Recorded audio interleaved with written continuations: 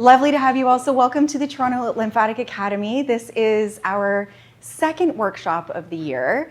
We're a new company. We founded in February of 2025.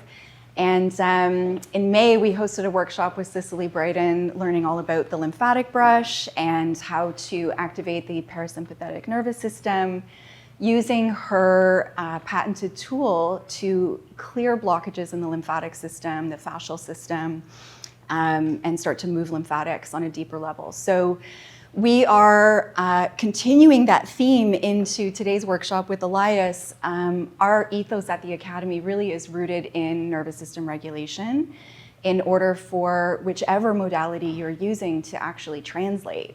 You know, we learned in our clinical practices that there are a lot of dysregulated people walking around and into dysregulated clinical environments or dysregulating environments, and a lot of practitioners are coming out of their own dysregulation post-pandemic and just finding their way again. And we really want to honor the nervous system and teach our practitioners and our communities as much as we possibly can about how to access that regulation in the nervous system so our beautiful metabolic system can thrive and everything can function as best as, as best as it can, really.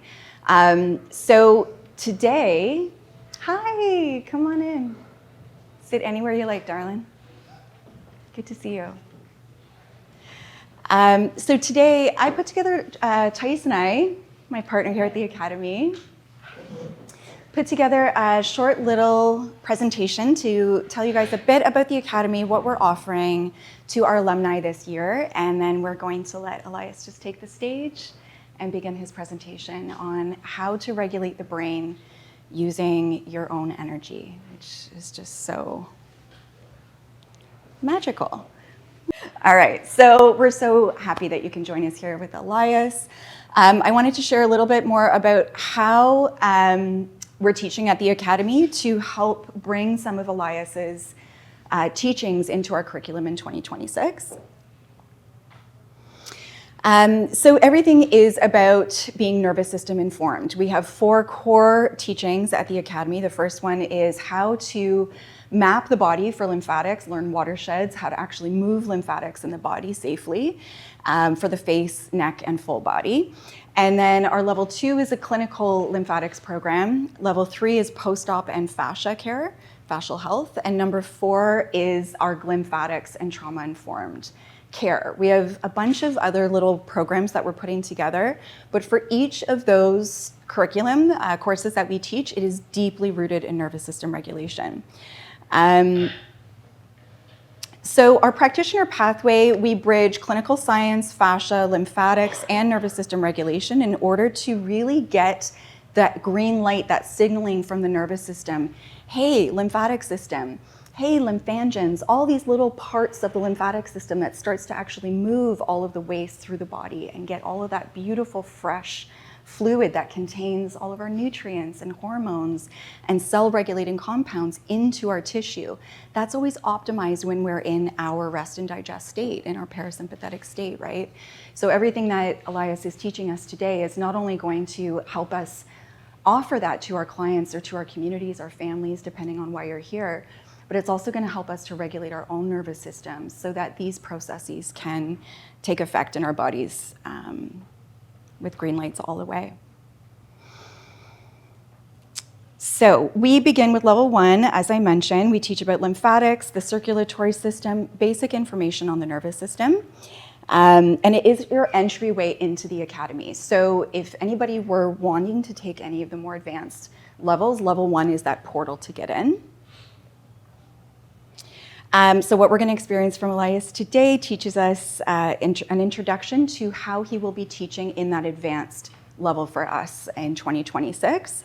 It's a 2-day advanced training, okay? You'll see how presence, perception, and subtle touch can shape regulation and healing. It's in the subtleties. If you guys are already working with energy or already working as healers, you already know how delicate the minutia is in terms of translating information into our clients or the people that we're working with. 80% of who we are is nonverbal.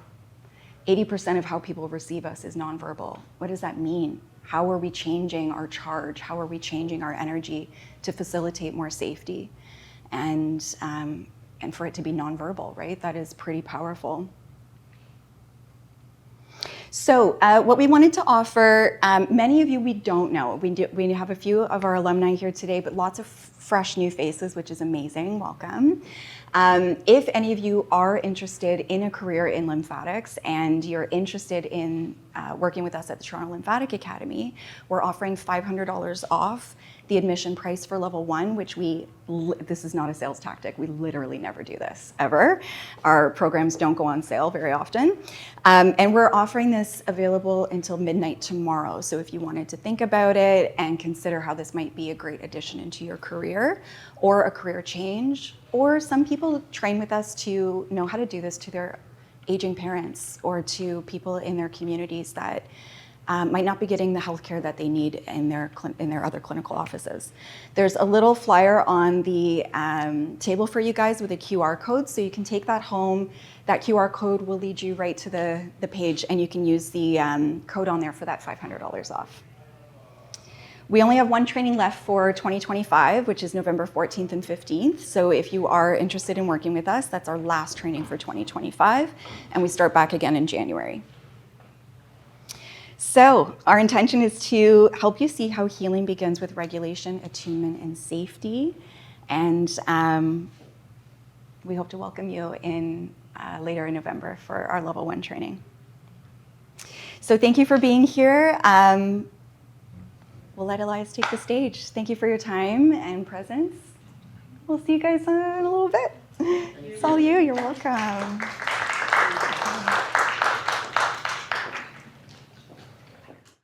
Many of you know me and they know how I got here, but just like a very short bio, I started as a physiotherapist. I found something was missing. I did acupuncture and shiatsu, and I was like, something is missing. I did Reiki, and I was like, something's missing. And then I was like, there is something really missing. And then I was introduced to anthroposophy in '99. And I was like, this is it. So I went to Switzerland, I studied there, and that really helped me to integrate all my knowledge into it. And still, more things were missing. This is why I did osteopathy here, and I just graduated from psychology program in the US with other stuff. But this is mainly how there's always something that is missing to bring the human body into one piece.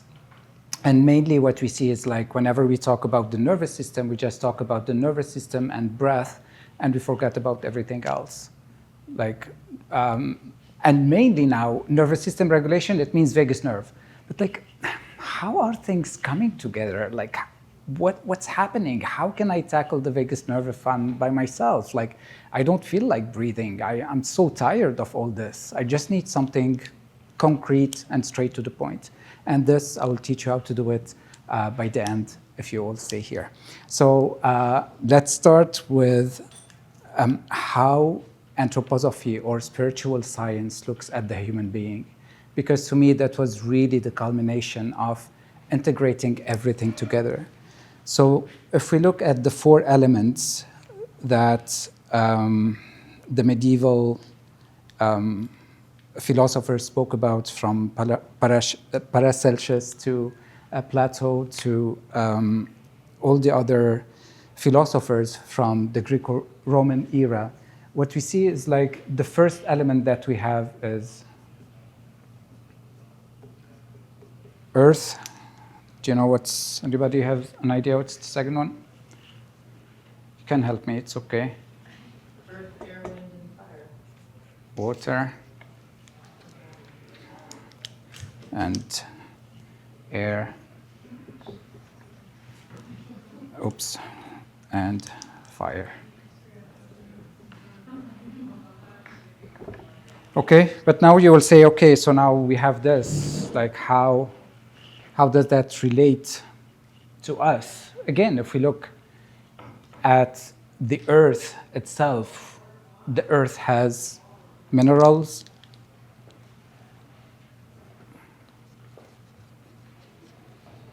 It has plants. There's no plants anymore. Global warming. See if this one works. Yeah, better. Have plants. Have animals.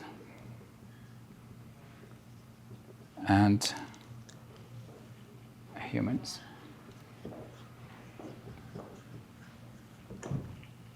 And here we can start really seeing what is happening in a way, like if people, whatever your religion is, there's always this like, oh, there was this Big Bang happened and we started from like a mineral through the Big Bang, and then we evolved through like more mineral to plants to animalistic behavior. This is why people get confused about Darwin. We're not going there today. And then we became as we are now as humans. But again, if we really look deeper into those, we see how a child gets developed through those 4 phases. Like the child, the first development in children, if we want to talk about biography, is from 0 to 7 years old, right? It's where the child is molded. This is why now everybody talks about like childhood trauma and like pre-verbal traumas. And we all try to go into that phase where there are lots of things that will shape the other elements inside of us. And when we go, and again, like at that age, you can really mold. So this is why the child from 0 to 7 is just like a sponge. All what they want is just like get fed, move a bit, but they are really come here, they come, go there, they go. And there is really this element that's happening from 0 to 7. Around the age of 7 to 14, what happens in a way between those 2 phases? What happens around the age of 7? 6, 7, what happens to a child? Something really that is related to the plant life, to this like life force that kicks into a child. The second T thing. Right? So if we look at the mineral, the child from 0 to 7 is really just like a compacted mineral. And then once their teeth start to change, we start to see that there is this like type of growth that's happening and that's like starting to be kicked in. So this is why around the age of 7 to 14, we see this like growth that's happening. Like the child really grows up in a very unusual way, right? Try to remember yourself, your children or people around you who are around that age, see what happened. And at that age, usually they are calmer, they are more like a plant inside their behavior and inside of what's happening around them. And then the best part happens. And what happens at this phase? Puberty kicks in, right? All the hormones comes in. I know better than you all. Nobody knows anything. I'm the best one in this. Don't try to argue with me, even you are my parents or not. I don't care. I know better than everybody else. The shape of the body starts to shift. And this is where, if we look at the difference between the plant and the animals, the plant, all what they care about is to grow. There's always growth. They never stop, right? In a way, there is no shape. But yet, when we look at an animal, there's so much shape and condensation. And the reason why we relate the air element to the animals is about the interiorization of the air. While with the minerals and the plant, there's no inward breathing. There is no self-consciousness through the self. The self is living outside. And this is why later on we will jump into the temperament, and then it will make a bit more sense to you. And then from the age to 21 to 28, the person becomes more stable. All what happened in this phase to be like, it's fine, that was the past. I don't want to go there, don't want to visit it. But literally, there's a lot of things that happen that will shape. So all this, all those phases or biography, we all go through them, and they shape us. Okay, sometimes maybe someone will not go them just because they live in a very like unstable house. There is lots of instability, very dysfunctional family. They might go into this phase here or this one here. This is in a way not a normal phase, but usually this is normal. So dealing with adolescent, that their brain is really keep on rewiring, it's so important. And when I was studying physiotherapy, they always used to tell us that that's it, around the age of 18, the brain does not change. That's it. It will start to degenerate from that time. And now we all know how much that is so wrong, right? Like the brain really start developing till 28, and I'm very sure the brain never stopped developing. The more you give it, the more it will take. It's just an organ, like any other organs. So this is where I just want to take you into this. How is that related to me, right? Like how can I feel this in my own body? So if we look at the minerals, the most mineral part of the human body is our bone structure or the skeletal inside of us. And when we come to the water, what is water? The lymph, right? So the lymphatic system is really related to the water. And then when we come to the air, we have the muscle system that keeps us moving. Oops.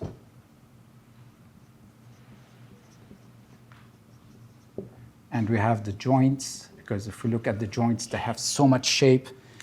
And when we come to the fire, we have our blood, our circulatory. Okay, just move to this.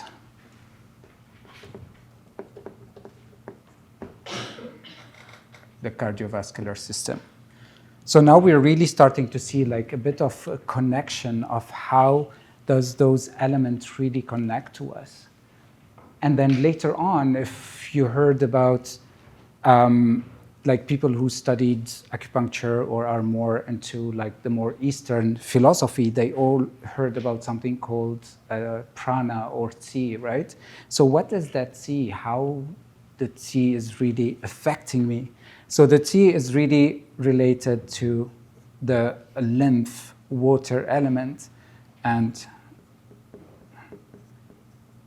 the way we call it, or the European used to call it, they used to call it the etheric body.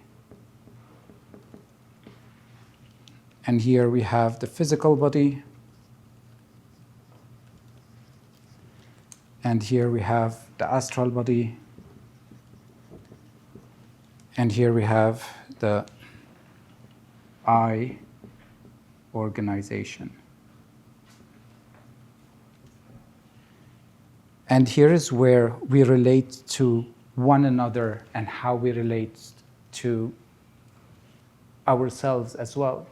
So imagine if someone is so stuck in their astral body, someone who are like so much into their air element, what will happen to them? This will create a very hysteric personality. So now if you want to jump a tiny bit into the temperament, here we have the hysteric, or call it sanguine. Here we have the melancholic. And those are so important because to really give you a better way of dealing with the person in front of you. And here we have the phlegmatic. And here we have the choleric.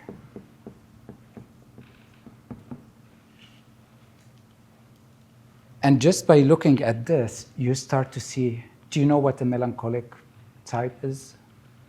So the melancholic type is the one who's like always coming into the room in this position, in this posture. The voice is so calm. They're always anxious, something happening inside.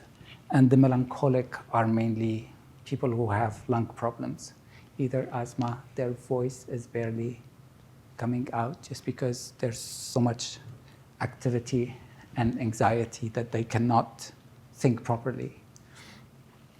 When we come to the phlegmatic, instead of being like this, they are more into this position. They're really into their water element. Yeah, whatever. Yeah, okay, Cassandra, you want to take 2 hours from my presentation? Take 3, no problem. Whatever, yeah, let's have fun. It's like, oh, Elias, you're late. You have to be here earlier. Oh, yeah, I'm on my way. I just left. Like, whatever, they can wait. It's this like a very phlegmatic, so much water, no thinking, a dreamy life, really living like a plant. Don't ask me to move. Plants don't move. And then we have the hysteric. What's the hysteric sanguine type? Cassandra, I'm so late and I don't know what to do, and like I'm so anxious and like I have no idea what's going to happen to me. Like I'm not sure. Is it booked? Is there many people coming? What do you think I should be talking about? And this is what happened today. Today, this morning, I was so much into the state. I just woke up. I have no clue what happened, and I changed my whole presentation. It's been, I don't know when we planned that we will do it here. It's been a month. I've been working on it, preparing everything. And today I woke up and I was like, no, I need to change it. It's too much. I changed it, but how it will be, I have no clue. So you see how now I'm here? And this is what happens with us. We always fluctuate. And then we have the fire, which is the choleric type. The choleric type is the one who's always more stable. He's more in his, oh my gosh, it's got erased. It's the one who stays really in his ego, in himself. He's the empath. He's the one who knows when to approach and when to step back. While with this one, do you need help? Anyone needs anything? Are you understanding what I'm saying? This is the hysteric type. Okay? The lymphatic one is, okay, this is all what I have to present today. I'm done. This is the lymphatic. I don't care. It's just, it's too much. It's too much on me to handle all those energies.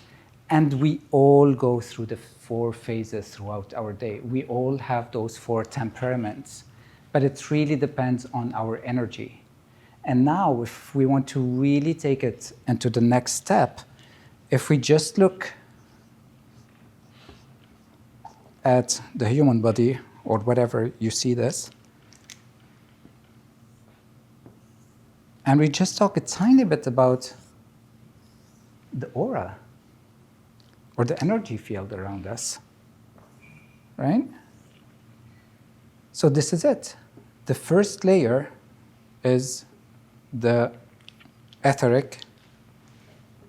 It really comes and helps us to stay in our chi, in our prana. This is why people who do like lots of Tai Chi is very slow, right? Because it really enhances this movement. Same with the lymphatic drainage. It's very slow, it's very calming.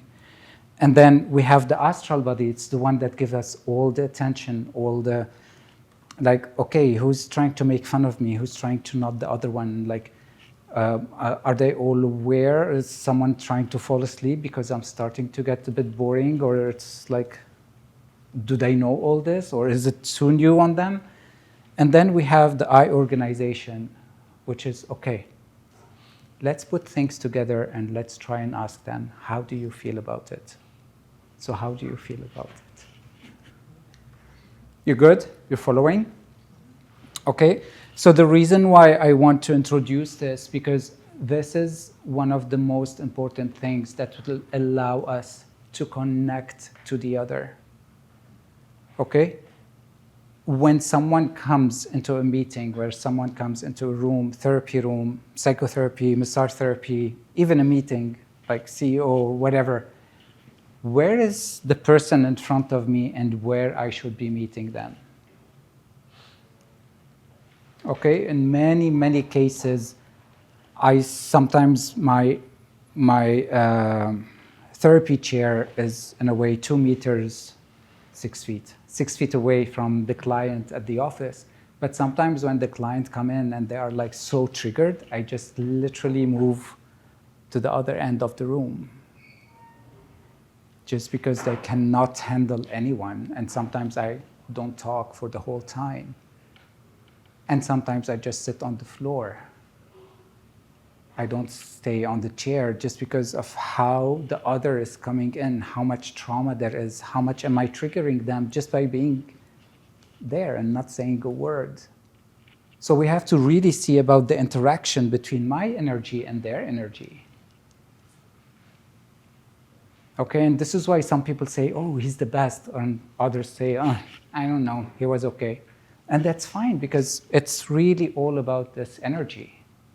But now the next question is, how do we communicate with this energy?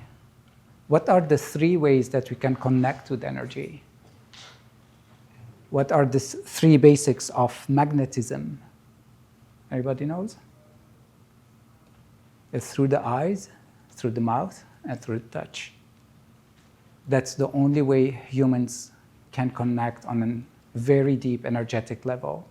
It's the way you look at the other, they look at you, the way you speak, the tone of your voice, and the touch.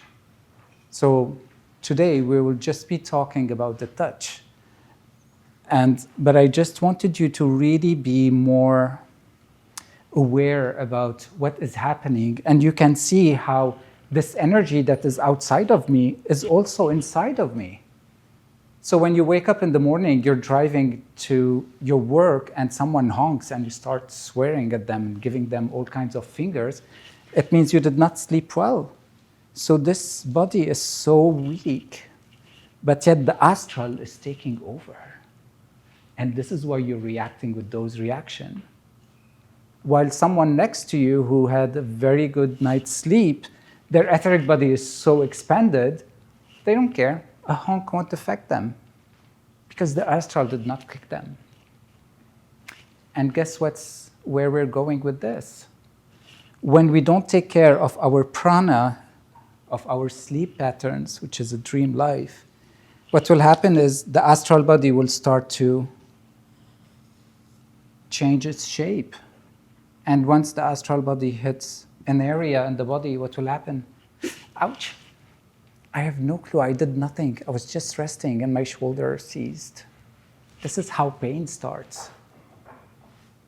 It's where there is no space for the etheric to come in, just because I'm not taking enough care of myself. And you see there is more and more research around like how much, for example, fibromyalgia is only for people who are extremely sympathetic and who are always there to help others, who are like extreme givers. Those are the people who have more prone on getting fibromyalgia. And this is it. It's always giving, giving, giving. And when you give mainly from your etheric. This is why the other comes down. Making more sense now? Yeah? Is there any questions around this? Yeah? Just repeat one more time, you said about when you're not receiving sleep, does that mean that if your body's not connected with the physical body? Yeah, so the way we go to sleep, in Islam, they give it a beautiful, in the Quran, there is a beautiful saying. They speak about the small death and the big death. Okay? And what happens, so this is where we are. So if this is the physical body, right? And this is the etheric sheet that's above it. So when you wake up, like now, most of you, unless some of you are starting to fall asleep or get tired, and I will explain why, not because I'm boring, but the astral body needs to come in with the eye organization. And this is how I'm conscious. And this is how I have those two bodies aware. This is why when someone asks me a question, I can answer properly instead of dissociating or getting something different to what she needs.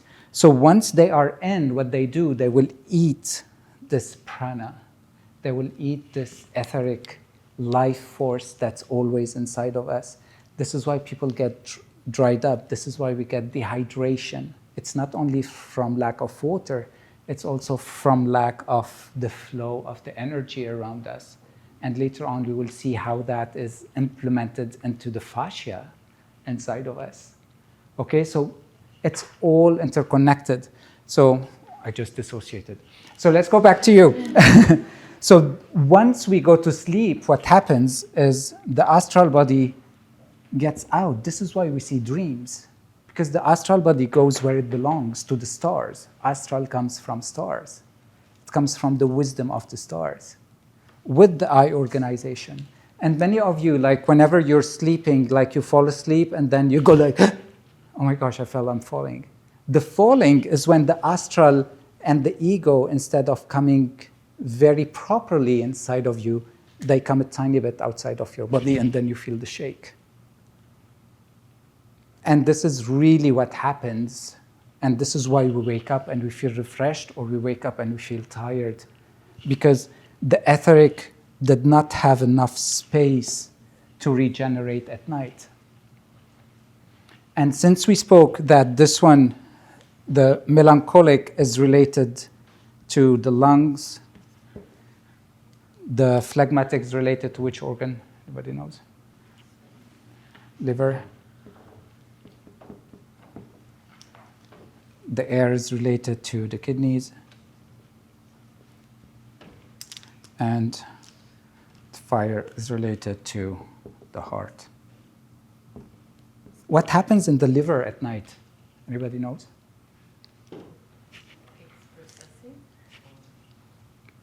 Yes, but there's something very specific that happens.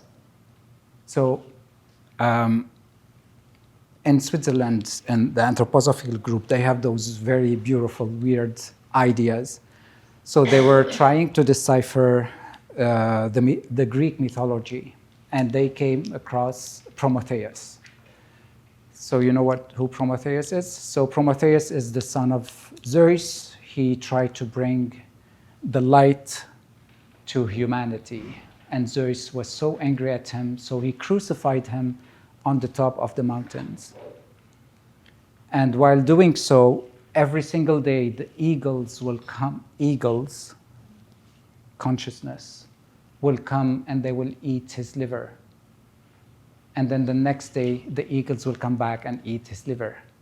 So when they tried and studied scientifically what's happening to the liver throughout the day, just because we use our brain a lot, loses 200 to 300 grams of its weight. And then once we sleep at night and we cut off this consciousness, the liver regenerates and it gains this 300, I think 300, 400, not 200, 300. But anyway, can you imagine how much there is space and energy into that organ? And how much we lose, and how much we feel like, oh, I'm so tired, I can't take it, I need to nap. I need 5 minutes to nap. And this is why even when I teach at the osteopathy school, after talking a lot or experimenting a lot, I see students, they need to nap. I just tell them, take 10 minutes, I'll wake you up.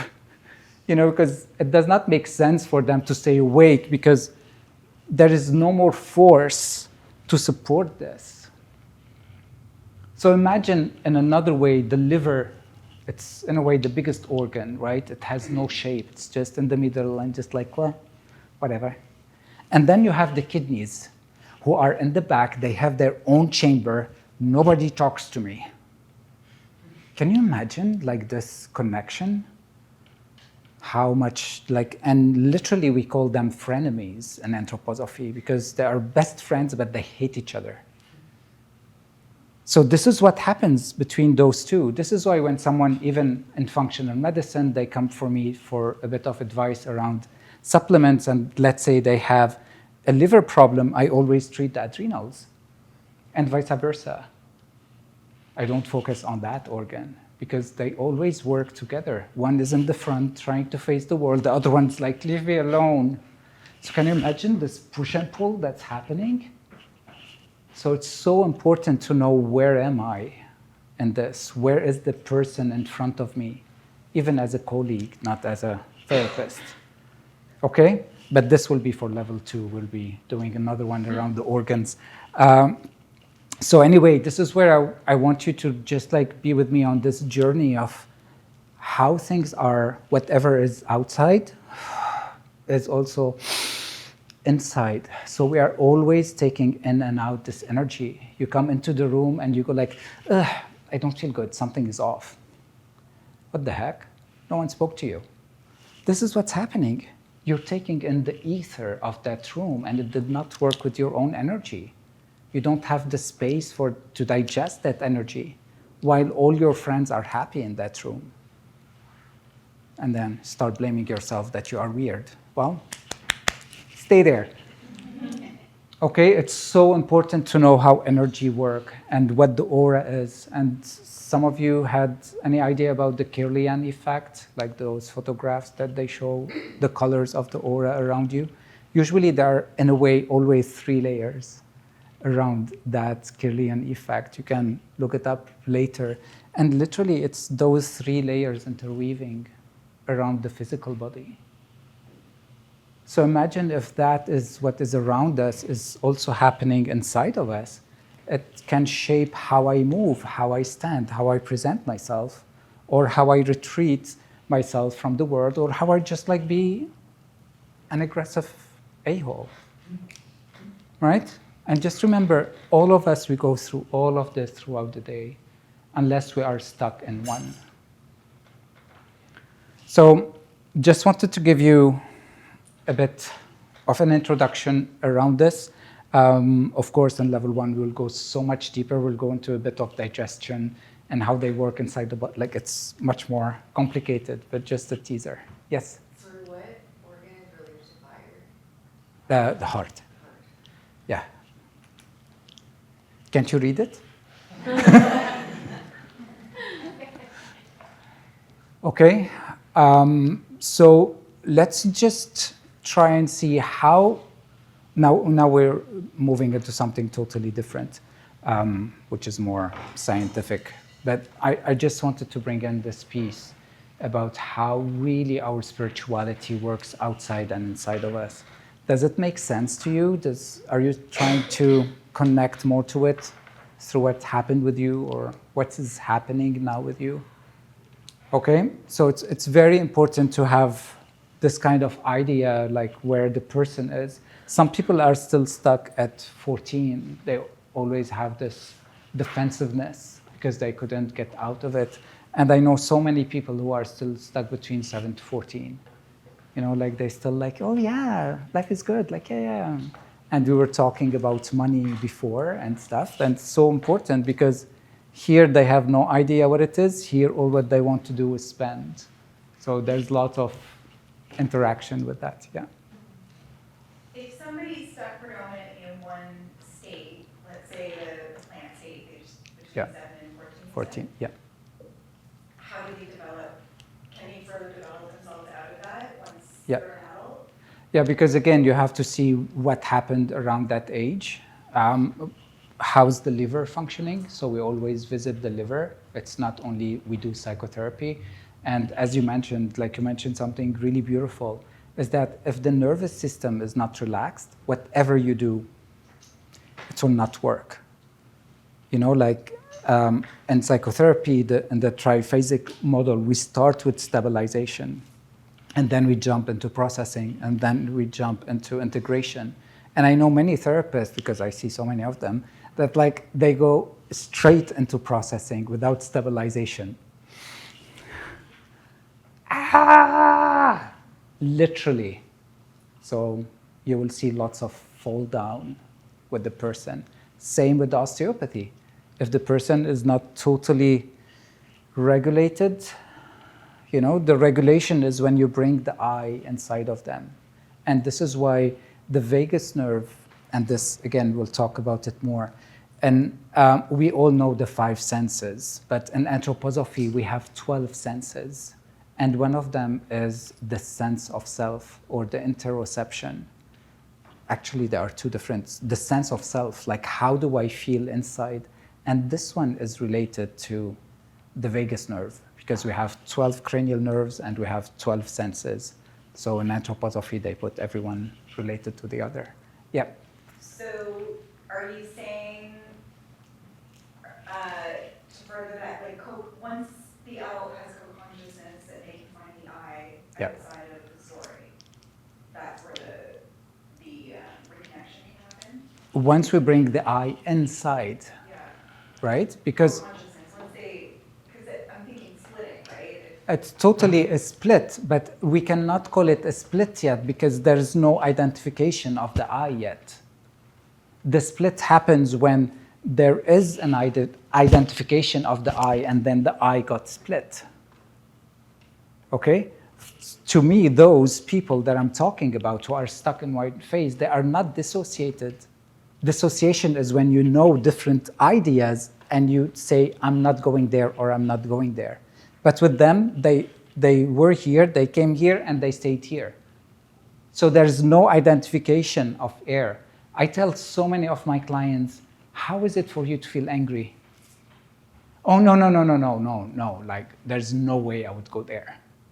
You know, and like, we've seen it in so many, at work. I was like, what is it? No. Like, I don't get angry. I never got angry.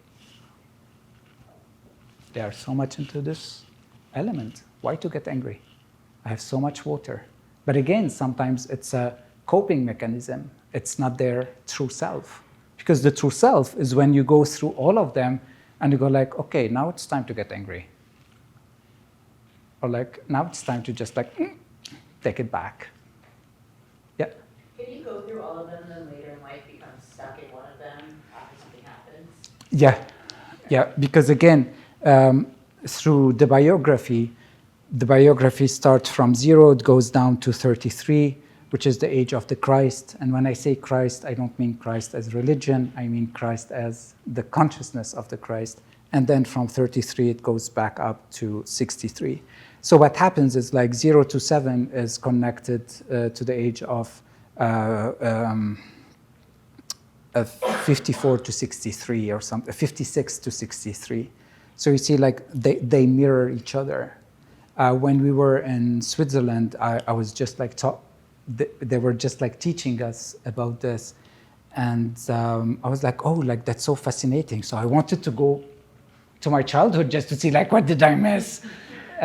Anyway, we had one of my colleagues. When she turned 42, which is the first of the Mars phase, she was happily married, beautiful husband, beautiful kids. She woke up one day and she couldn't walk. Literally, she couldn't walk. She was on wheelchair for like 6 months, and hospital, MRIs, whatever, and they were like, there's nothing wrong, like everything is okay. And then she started to lose muscles and still cannot get up until one of the anthroposophists she asked him about his idea, and he was like, why don't we do like some biography work? And she found that at the same level, when she was a child, she was sexually molested, but she totally forgot about it. It was not in her radar or in her consciousness that she ever went there. But once she went through this reflection, she got those symptoms, and of course she did processing and psychotherapy, and now she's back. She took the course with me. She graduated. She was like, I think 58 or something, like hitting 60. She was so happy about it. But that's so beautiful around how important it is to really work inside and to work outside. This is what brings the balance. Okay, and this is what allows us to really expand into this breathing. Okay? Any more questions? Yeah. Okay. Will life bring you like karmic lessons that are similar to the same kind of karmic lessons you had? Like, so if you like are back in the 1 to 7 phase in your 40s or whatever, or 50s, Yep. will you have the same sort of kind of karmic lessons appearing externally as you did during that time, but more? Yep. Yeah. Yep, and this is what happened with her, because she was not she really put it outside of her consciousness. So it was time to face it.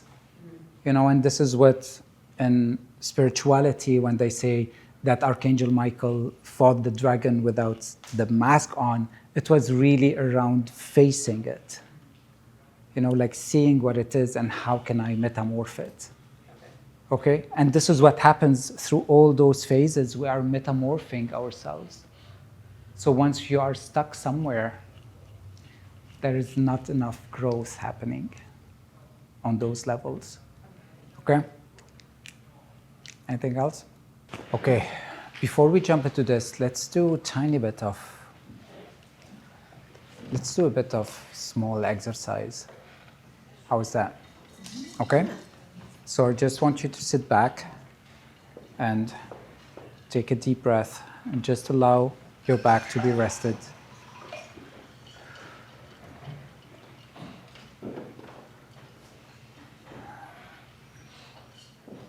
Yeah, just sit back, take a deep breath, allow your back to rest. Just feel the support. Really allow this resting. Feel the support of your back on the chair. If you feel comfortable enough, close your eyes. And just stay in that state for a tiny bit. And now very gently try to feel the gravity in your pelvis, in your feet. And allow to feel the levity through your shoulders, neck, and head. So whenever you're inhaling, you're going into the levity. Whenever you're exhaling, you're going to the gravity. Very gently. Stay connected to this. And now try and see this connection between the head and the pelvis is really related to your spine. So allow your spine to be the bridge between levity and gravity. And try to center yourself in that middle.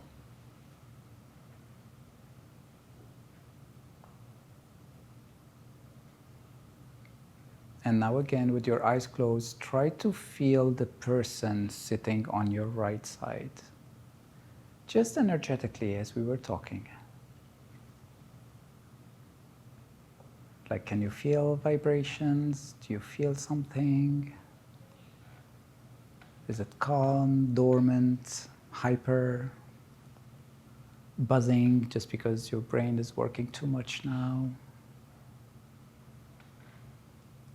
And very gently now, come back to your center and allow the same sensation to happen on your left side.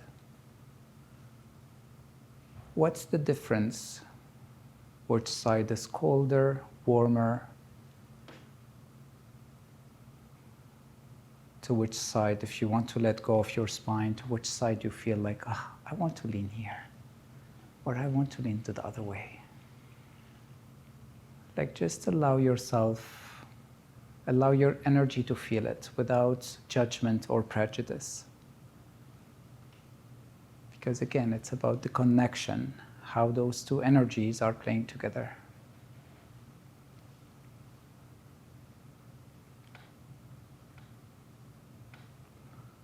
Yeah, just a tiny bit with that.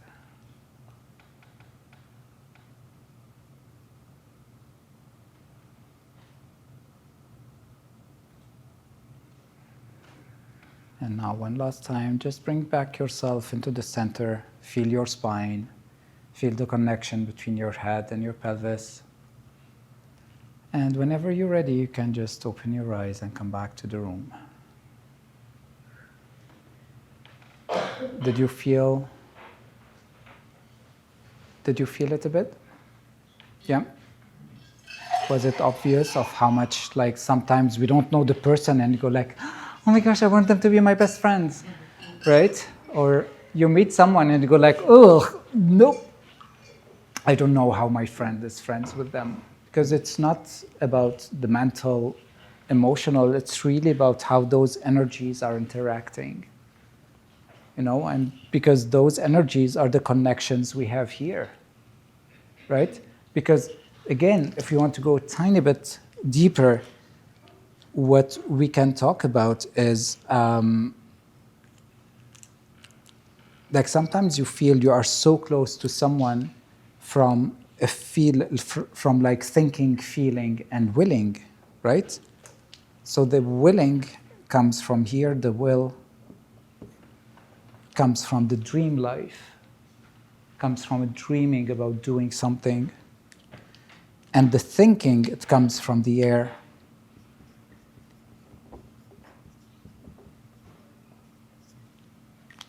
And the feeling comes from the heart.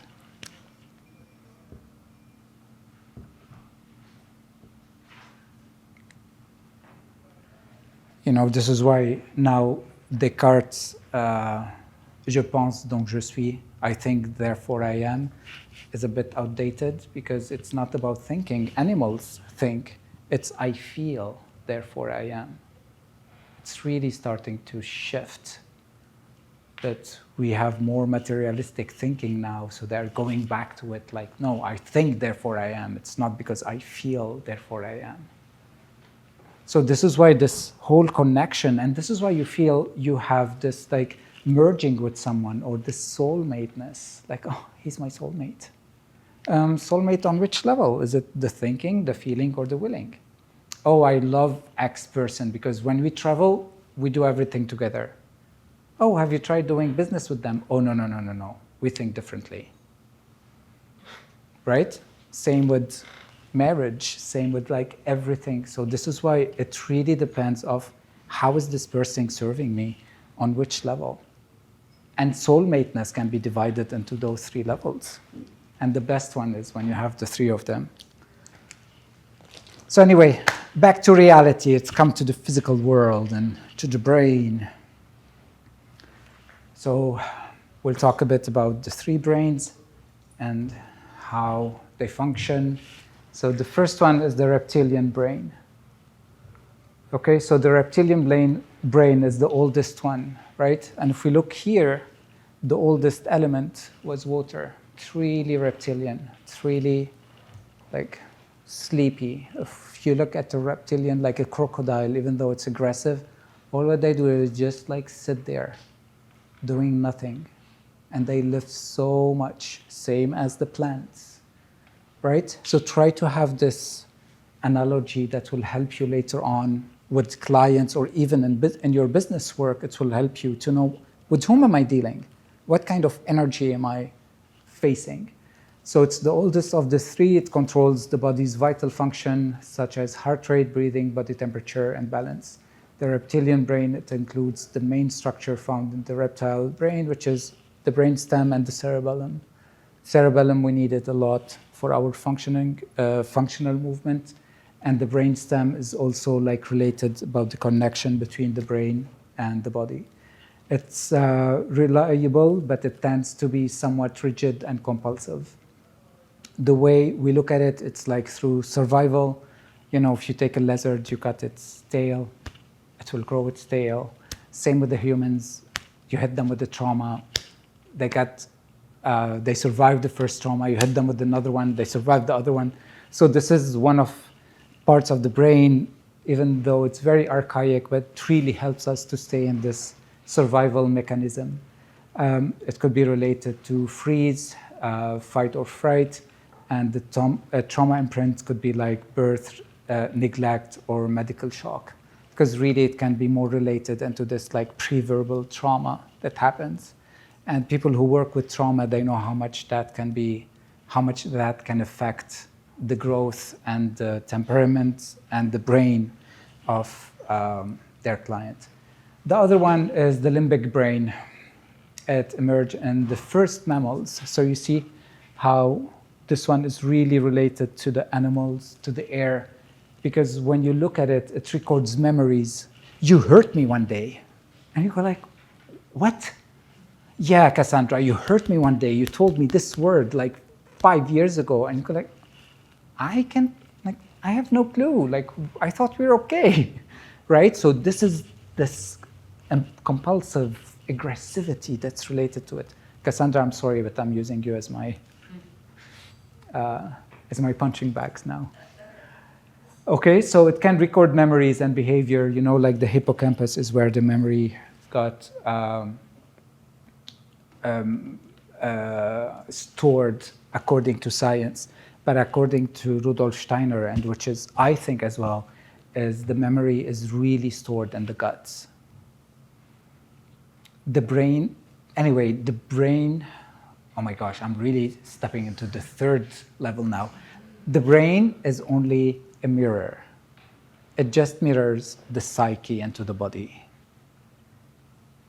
Okay, so whatever the psyche is happening into it, how much you feed it through meditation, through work, through connection, compassion, and all this, the more your brain will be open. And when I heard about the gut as the place where the memory is stored, it really made so much sense because my mom is on the older side now, and sometimes she forgets. And whenever my sister calls me and she was like, my mom did not remember my name the whole day today. I was like, okay, go get her probiotics, quick, quick, quick. I swear I'm not kidding you. 2 weeks later, she's back. She's not sharp, but she's back. Okay, it's so interesting to see how this connection is. Yep. So if thinking like what's the word, mechanism of action. So if we all think memory is stored in the brain, the brain's a data processing machine, right? So information comes in visually, auditory, touch, whatever. The brain registers that memory and it's stored. How would the gut then be a data processor of memory? Like thinking from an actual mechanism of action, how does the gut receive that information and store it?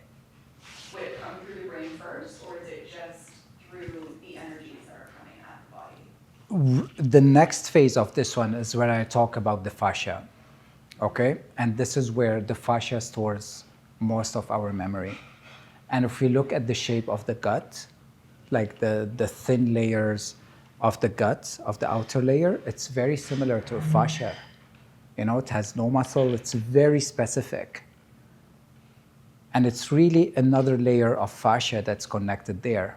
And again, we'll be talking about the vagus nerve in a bit. So the vagus nerve is the conductor between gut and brain, right? Like if someone has diarrhea or constipation, they cannot think. You cannot even talk to them. They will be like decapitated, right? And this is what happens, is how much this brain here is affecting this brain here. And they are always working together in a way or another. So this is how, like the hippocampus, they say the memories are stored there. Like the amygdala, the hypothalamus, the limbic brain is the seat of the value judgment that we make often unconsciously that exert such a strong influence on our behavior. It's the one related to emotions, to memory, to attachment, and it's the relational wounds and the abuse. You know, like when someone is so stuck in this brain, they have like this lack of ability to connect to others. Like, I don't feel like it. I don't want to. Hey, let's go take this course. No. I don't want that. Everything is like a push or an aggression, okay? While here, it's like, yeah, sure, why not? Let's go and explore. So there is always this back and forth because the person is always in this state of fight or fright. And here we come to the most human one. So we see how those three layers are connected to here. So now we came to the fire, which is, its assumed importance is in primates and culminated in a human brain, with its two large cerebral hemispheres that play such a dominant role. These hemispheres have been responsible for the development of human language, abstract thought, imagination, and consciousness. And what else is the neocortex important for? Something that we are losing more and more and more. Executive function. Yeah, it's more about human connection and stuff. It's morality. And where is the center of morality? In the brain? It's literally behind the olfactive nerve. And what happened in COVID, when people got COVID? We lost our sense of smell. So there was really this idea of like what happens when someone does not smell, when someone like that functioning of smelling, of connecting is no more there, it will affect the sense of morality in the humans. Do you know someone who does not have sense of smell? Not because of COVID, but like before COVID or with COVID. Do you see how their behavior is always on edge? Does it make sense? Yeah. So sorry. This is very odd, but this actually came up, I work with Holocaust survivors, which you know, Yeah. and this actually came up with their children and grandchildren. A lot of them lack a sense of smell. We found this out in with one group, we found this out. So Yeah. I'm wondering if there's like, can be an intergenerational, these kinds of things can be transmitted intergenerationally in the event that you like witness something where 1 billion%. morality is perverted. Yeah. Yeah, because like the morality of what happened, like, no, I need to cut it. I cannot connect to it. Good or bad, I can't, right? Because morality has its two faces as well. So yeah, it makes so much sense into this transgenerational trauma. Yeah. Okay, so trauma imprint is like overthinking, suppression, perfectionism. We have so much like the idea of OCD. It really comes from the, what's the phrase you used? Functioning. Executive functioning. When it goes to the extreme, which happens here, we hit the perfectionism or like the OCD mentality. Also, the frontal lobe, it governs attention, mindfulness, emotional regulation, impulse control, cognitive flexibility. By enhancing these, you're reducing reactivity and chronic stress patterns. Okay, so it's very important to know that whenever the limbic system is activated, which is fight, fright, freeze, and fawn, what we do through psychotherapy or talk therapy, mindfulness, life coaching, body work, or even lymphatic, we just allow the neocortex to come back. Okay, so this is why touch is so important, same as the way we talk. If you remember, I said there are 3 ways to connect to the other: the eyes, the speech, and the touch. So whichever you are using, you have to find ways to really activate the neocortex just to be able to tame down the animal in us. And we all have it. So now we come, if you notice here, when we spoke about the neocortex, they spoke about the 2 hemispheres, right? So now the 2 brains, they connect by a thick bundle of fibers.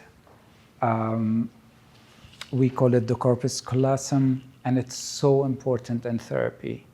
So with this, there is many ways we can reconnect the brains, because you know, if someone is so much into the right brain, they are so much into like this emotional, like, oh my gosh, nobody is interacting with me. I've been talking for an hour and like they barely look at me. Everybody's taking notes. Or into the most logical, oh my gosh, they are so, okay, I'm done, I'm cooked. So you see, this is what happens regardless of the midbrain when the eye organization goes into an extreme of left brain or right brain, we lose also the functioning ability. So it's not always a trauma response coming from the midbrain. Does that make sense? Because usually we relate everything, like if you read the trauma book, they all relate everything to the midbrain. But no, sometimes it's literally the actual functioning prefrontal cortex. If it goes to one side or the other, you're done. Okay, so one of the first things that I do, I try to do like with clients, if they come in and I see like, oh, something is off in them, I try to allow their 2 brains to work together.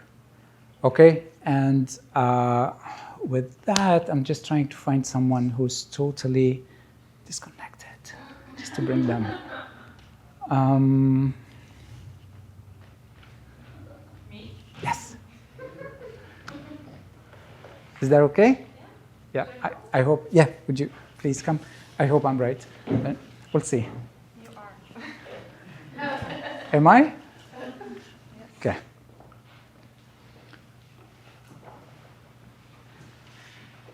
So what we're going to do now is to allow the two brains to connect together. Because as you saw, we need logic and emotions together to be able to function properly. Otherwise, we will be into like too much logical, too much, even we see it in therapy, right? Sometimes you're trying to do processing with someone and they go like, no, no, no, no, no, like this is not what I feel. And you go like, just relax, don't judge it, right? And the other, they couldn't stop crying for like, I don't know how many minutes, just because they are so much in their emotions or they jump from one emotion to the other. And that's very normal, but just how to bring them both together. And it's literally into this section where the connection happens, where the both information from logic and emotion, they come here and then they merge into each other. So it's really this bridge that bring the person to be like, okay, just take it easy. Nobody is here to attack you, or nobody is here to make fun of you. Just do your job and go home. Okay, so this will like, I feel okay, more relaxed. So now let's see what will happen. So what I want from you is to put your right foot in front, to the front, yeah, tiny bit more as if you're stepping, making a step, yeah. And put your arm 45 degrees. This one, yeah. And now, Should I take it? that's okay, I like them. Okay, and now push up, push against me. Yeah, keep the elbow straight. Yep, push up, there we go. And now put the other one, put the left foot in front. Yep, okay, so put the right leg to the back. Yep, and now push up, push up, yeah. So you see what happens? So I was right. Usually for those two to work together, and we see it in children, like we walk like this, right? So this shows that my two brains are working together. And this is why exercise is so important, because it allows this corpus callosum to stay always activated and to bring different information to mix in. So with her, it's as if she would walk like this, because her brain is like seized up in one direction. So whenever we have this, what we would do is we would come to the frontal cortex, yeah, and just ask her, just push on my hand, yeah, as if, no, just with your head, as if you're flexing your head. Yeah, flex your head. Yeah, see how she's very weak, yeah? There we go, take a deep breath, yeah? And push, yeah, push against me. There we go. So now I'm on the neuroreflex points to awaken the two brains and relax. And again, inhale. And while exhaling, push. Yeah. There we go. Can you feel how much stronger you're getting? Yeah? Mm-hmm. So interesting. Yeah. Take a deep breath. And push. Oh, wow. And relax. Okay, so now let's retest. So put those two to the front, the right leg, right arm to the front, yeah. 45 degrees, elbow straight, and push up, push. You see? Push up, push. Yeah, put the other leg in front. Elbow straight, and now push up, push, push. And this is what happens. Like now she's totally unswitched. Her two brains are working properly together. Again, we don't know. This is what happens. Because we go, maybe it was overloading for her, so she needed to be more logical into processing this information. Maybe on the way here, like maybe she did not sleep well. So there are lots of things that might be happening that can do this. And whenever the person does not have this proper connection, it's the same. The vagus nerve and the body does not relax. So she cannot be in a rest and digest. She could be in a freeze state. And we spoke about it, if you remember, Jenna, last time. Thank you so much. Thank you. If you remember, last time about like, oh, how do you feel? And the person goes like, oh, I'm so relaxed. And I ask them, are you relaxed or frozen? And then they go like, oops, I'm frozen, because they don't know the difference until you ask them. So this is where it's very important to see what's happening. So let's take a couple of minutes and test each other. Just stand up and see who's connected, who's not. Bring them back to the world.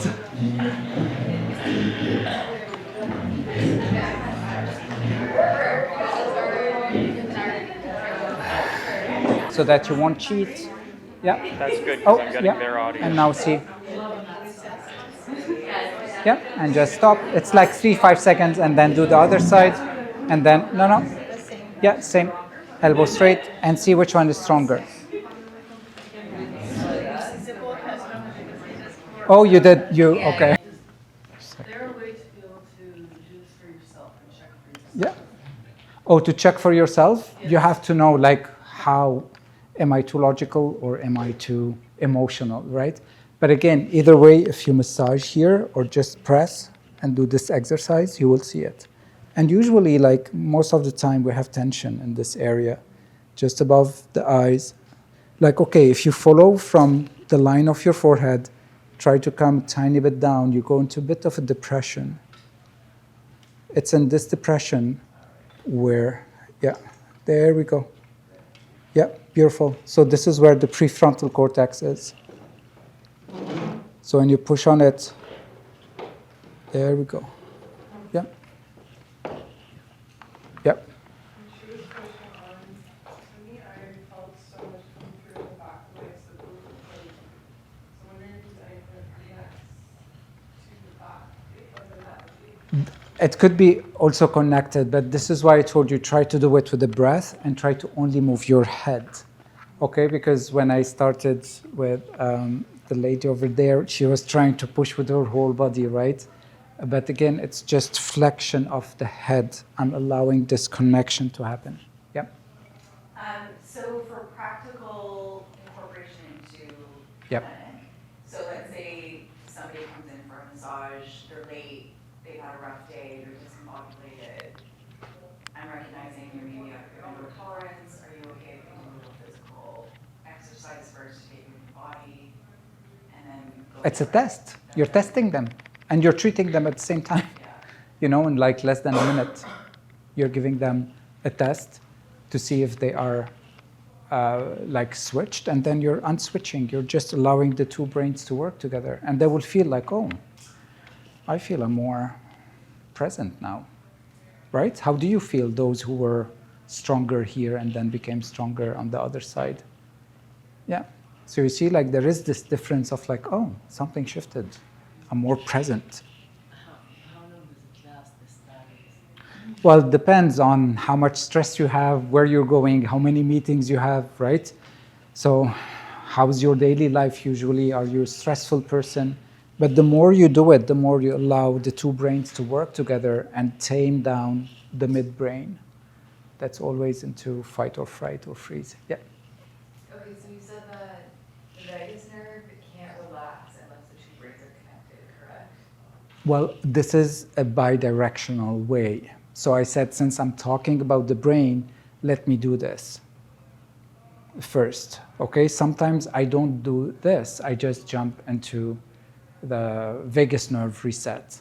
And sometimes I can't touch the person, so I just have to work on their feet. So I have to improvise. Because I'm thinking like back to like kind of what you were saying, like wouldn't it be beneficial to maybe incorporate this with all your clients first? Yeah. Just because like, short answer, yes. Yeah, short answer, yes. Right. Yeah, just because like with lymphatics, like for it to work best, you have to be like completely relaxed, like your vagus nerve completely relaxed, right? So like if your brains aren't even speaking to each other, is the therapy even like Well, working as well as it could be? Absolutely, because if the two brains are not working properly together, your lymphatic drainage is not happening properly. Right. This is why you need to sleep for the lymphatic to happen, because the two brains, they need to shut down. And in a way, they shut down once they are connected. You feel calmer. There's no more this like overthinking and like what's going to happen next. So yeah, absolutely. But again, it depends on how the person is coming in. So could reset without actually having to do that. Reset. Right. Yeah, do it. Maybe your head, that should work too. And sorry, to her question over there, you said you felt something behind your head, sorry, who's right here? Your eyes have muscles connected to yours, little muscles. You can actually put your finger there, with your eyes, you feel muscles loose, maybe that's Yeah. I feel like this is amazing for parents with young children who don't want to go to bed. Like, would this be a way to downregulate your kids? Yeah. Get over here, push the buttons. Yeah. Go to bed, exactly. Right? You know what you're doing before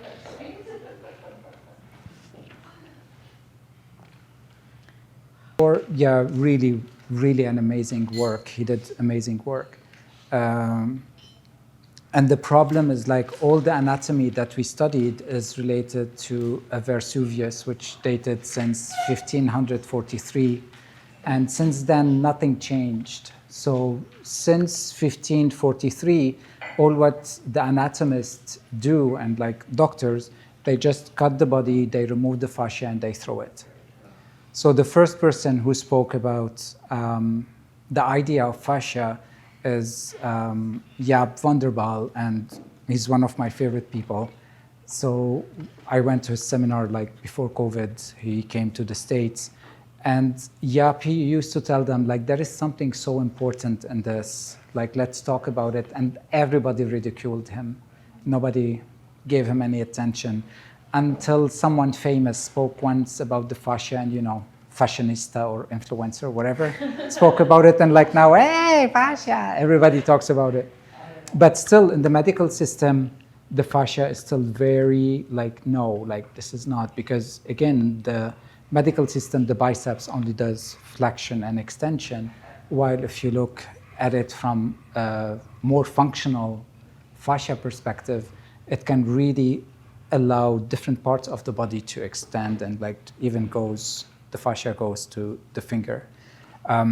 There is a slide about that to show you how things work, but like literally how the trauma is stored in the body, it's really stored in the fascia. The fascia has like the biggest memory system. This is why it gets stuck, gets contracted.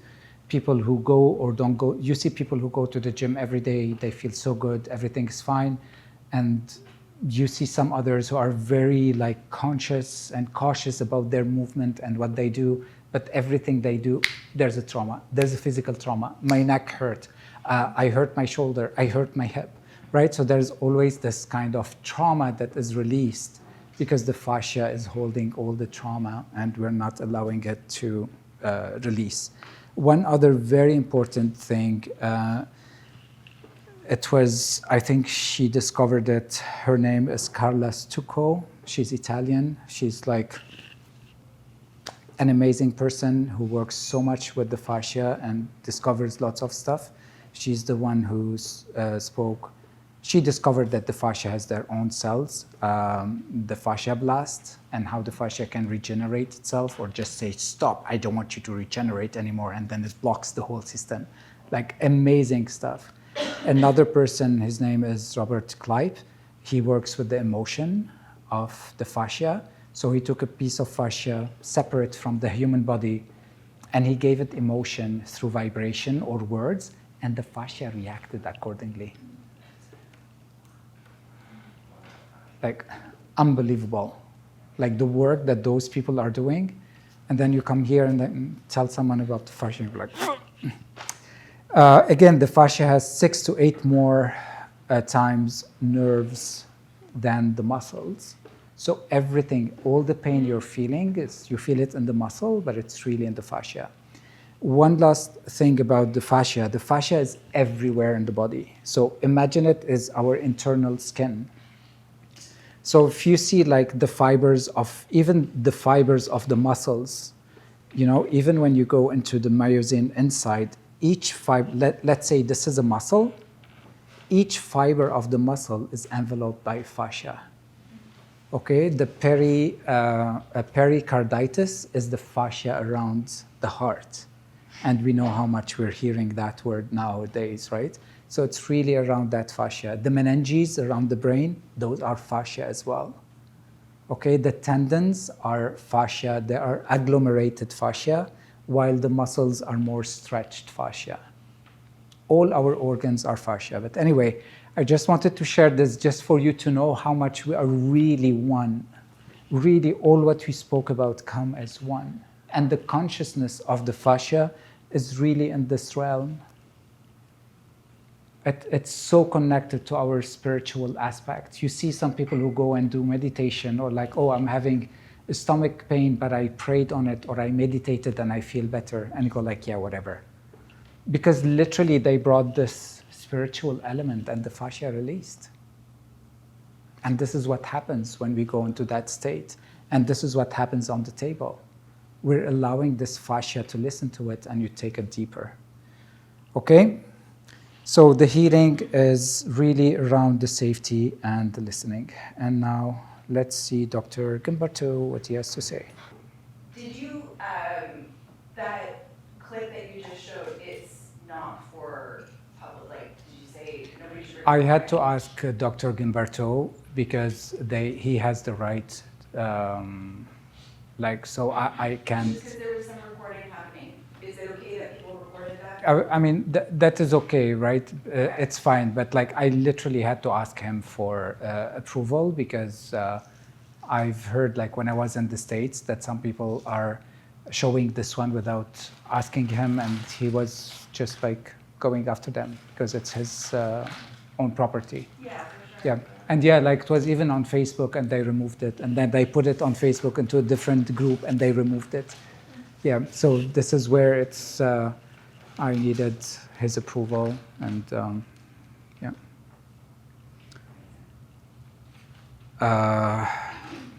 So now this is an excerpt from what Steiner spoke about around, and Steiner, he did this lecture to the medical doctors, Earth and Cosmic Laws in 1921. So imagine, since then, this guy said, what exactly is the surface of our organs, right? We just saw that it's fascia, but yet when you look, the surface is nothing other than a reflecting apparatus of the soul life. What we perceive and also what we work through in thought reflects itself upon the surface of all our inner organs. And this is why here we have the different temperaments with the different mode of thinking that affect different organs, right? And our inner organs, and this reflection signifies our recollection, our memory during life. So this really takes you back into how much the organs are important in our way of thinking. If we have a melancholic thinking, if we have a hysteric thinking, or if we have a lymphatic thinking, how much it's really coming from those memories that were stuck in us from the day we are born, how much we absorbed from our parents, from our caregivers, all those information that is stuck in different organs through our fascia and how it's been manifested. Like, it's so interesting what he said. Thus, after we have perceived and worked through something, it mirrors itself upon the outer surface of our heart, lungs, spleen, and so forth. And what is thus thrown back constitutes our recollection.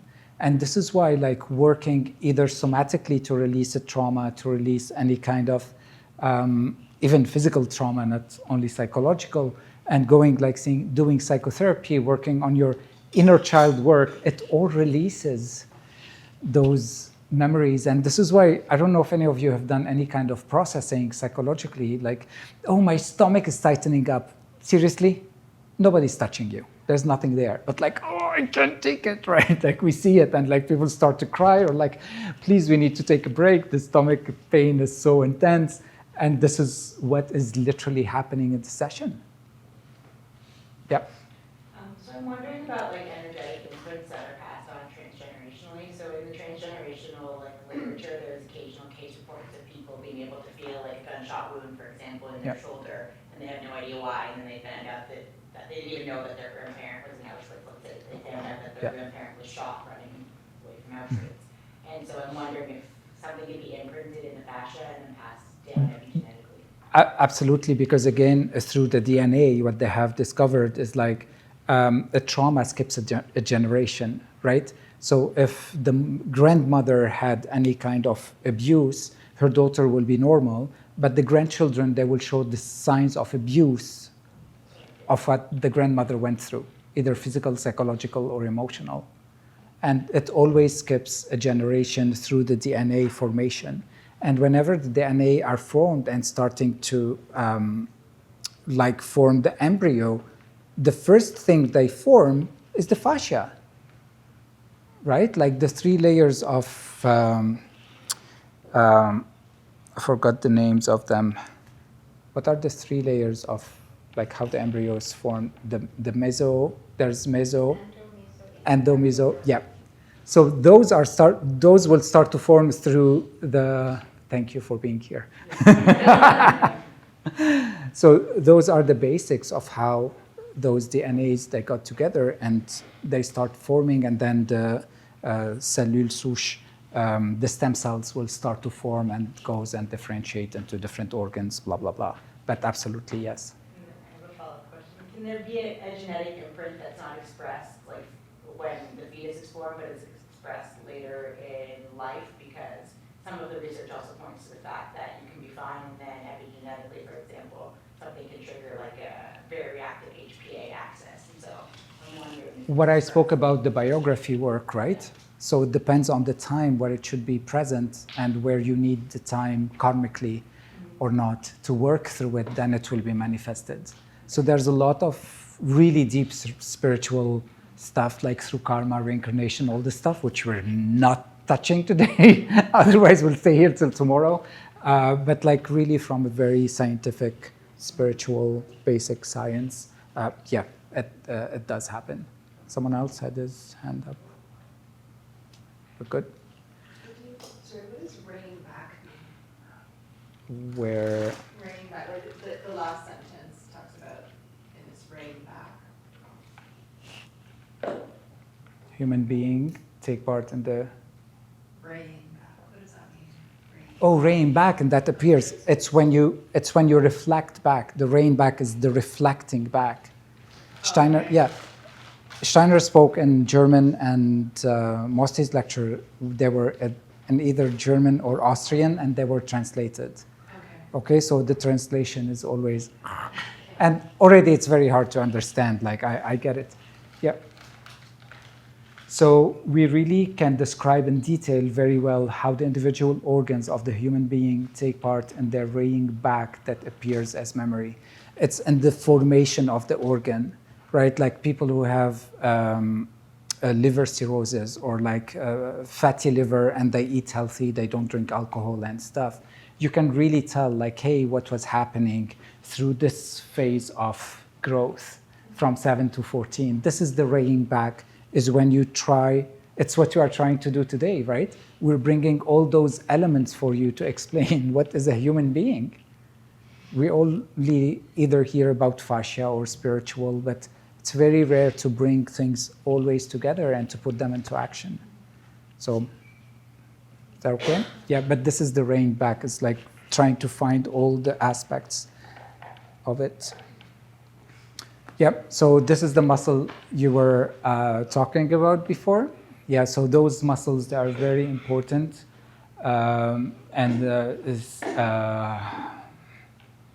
Yes, specifically the RCPM, the major one. So we use them a lot in any kind of release, any kind of trauma release, and they help to relax the body.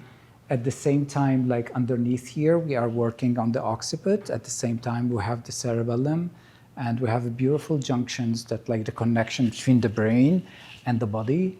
So like you are really allowing that space to happen. And research shows a direct anatomical connection called the myodural bridge between the RCPM muscle and the cervical dura mater. So people who have meningitis, people who have so much migraine, who have like aura, any kind of migraine, aura migraine, one-side migraine, any kind of tension, once you release this muscle, you're really working on the meninges, right? Because again, the meninges are the dura, the meninges are the fascia of the brain. And it passes through the atlanto-occipital membrane. So there are very important connections that are happening through this connection. And this is Tom Mayers. Also, he was mentioned a bit before. Yeah. So I will share with you one of my clients.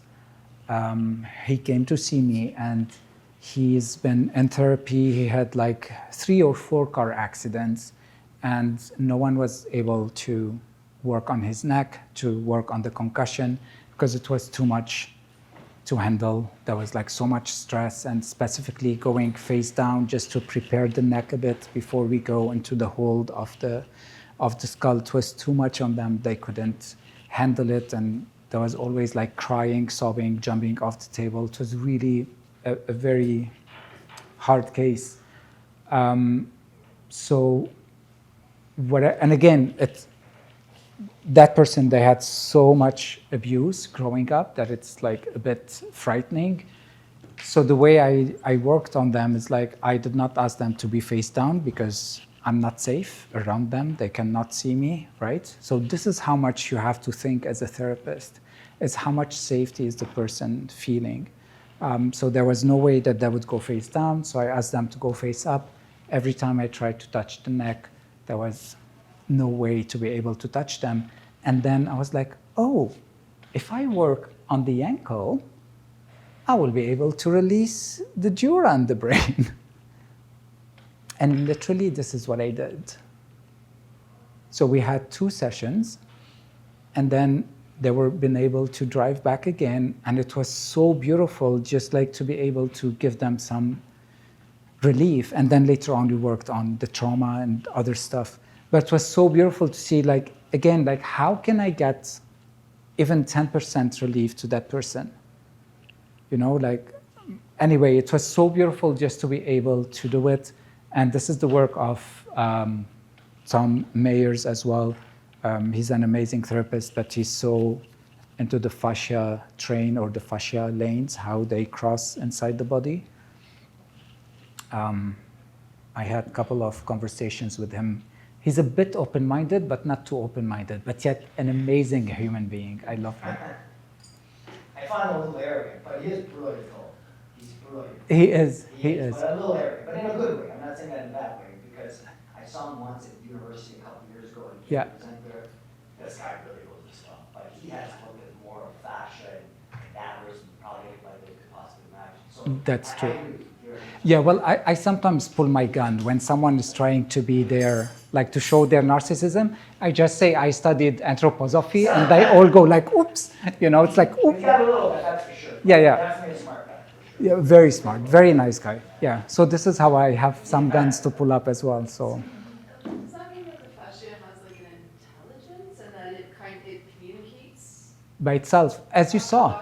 Yeah, and this intelligence is related to how you move, to how you think, and to how you feel, right? Like some of you here are feeling relaxed on the table, some other are starting to have a neck pain, just because the fascia is maybe emotionally, maybe I triggered something in you, or maybe just like it's too much on your head, so the fascia is like clamping you or giving you signals like, hey, time to go. You know, and this is the beauty of it, of how intelligent it is. And by itself, like, does not need the brain.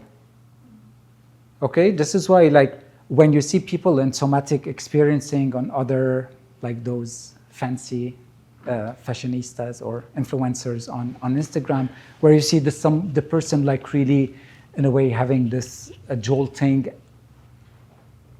If the nervous system is not relaxed before you take them there, you're harming their nervous system. You're putting more pressure on the system. But once you take the body into a more relaxed state, and whenever the body is ready, then there will be the proper release. And the release does not always come in the way we see it, right? So this is like a way of, it's a forced way of releasing somatically, and you're putting more pressure on the layers of the organs.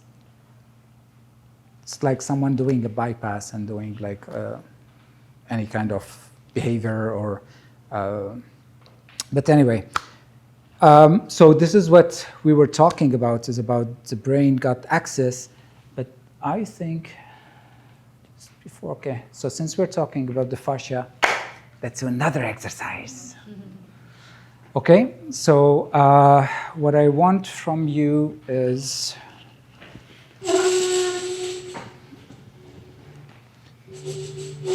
just so you can all see me. Okay, so I want you to sit comfortably. Place your feet on the ground. Try to come a tiny bit on the edge of your chair. I can't because I might flip, so I'll stay stable. Okay? So, and now what I want from you is take one hand, put it underneath, like on the hamstrings, and the other hand, put it just on the quadriceps. Okay? So we're going like this. So this is the way we're holding, yeah, so that they can see properly. And now what I want from you is just like try to connect to your hands and see what's happening under my hands. What am I feeling? What's happening there?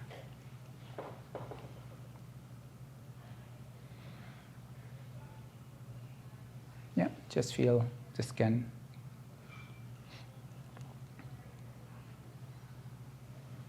Feel the contact, feel the touch.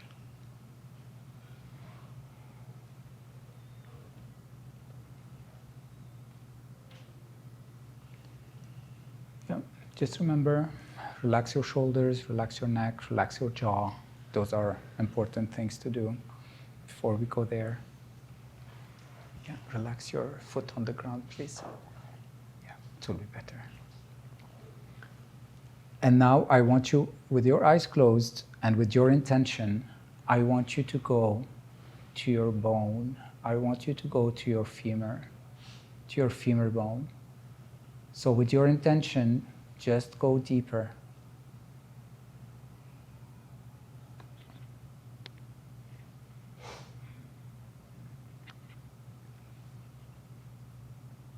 And now very gently see what shifted in that sensation.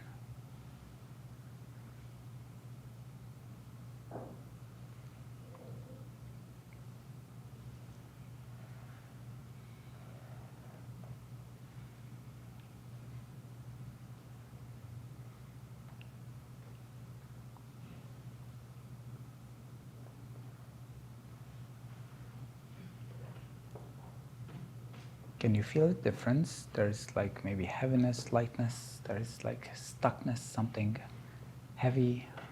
It's different than before. And now what I want from you is go back with your intention and just allow your intention to go around the fascia, to go to the fascia in your thigh. And just stay there a bit.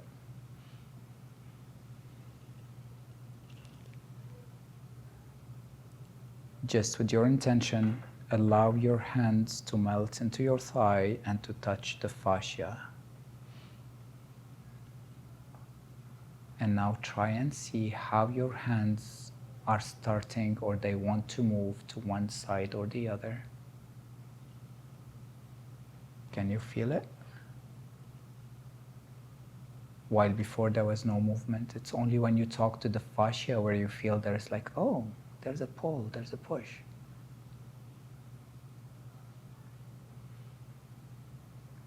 And just stay there and listen. What does the fascia want from me? Does it want me to twist inward, twist outward, twist up and down, pull up, push down? Really listen and see what's happening there. Just take a bit more time. Stay connected. Remember to always relax your shoulders. If your logical mind is kicking in, just take it easy a bit.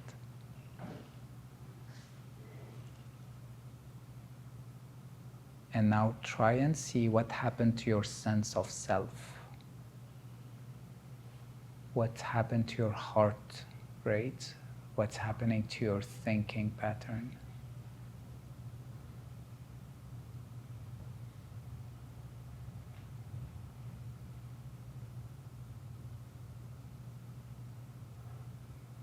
Just see, how am I feeling? How am I in my body now? How this consciousness turned to be more an interoceptive consciousness instead of being focused on what is said. I'm being focused on what is happening inside of me.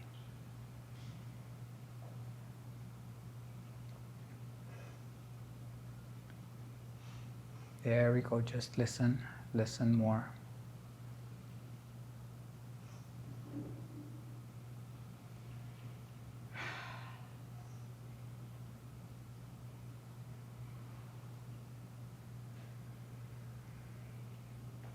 Yeah. Follow what your hands are telling you to do. And whenever you're ready and you feel okay, you can just release and come back to the room.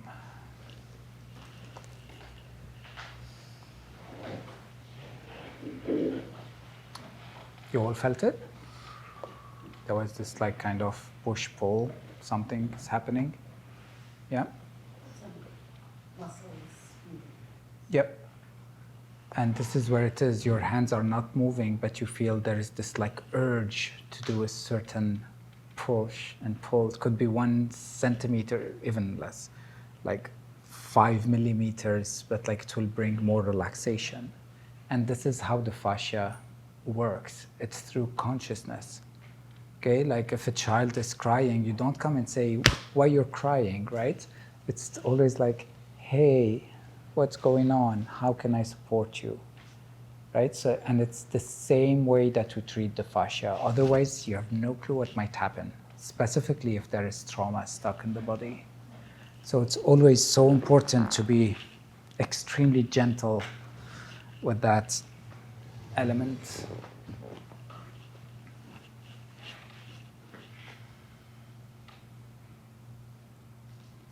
And this is what happens. Like if you have any of your friends who have a headache, you can place your hand on the back, like on their back between their shoulder blade, and you will feel what's going to happen. Like, do I need to push up or to push down? Like, what am I listening to? And you know what? Let's do that. Let's take a couple of minutes, pair up, and every person, I'll put the clock.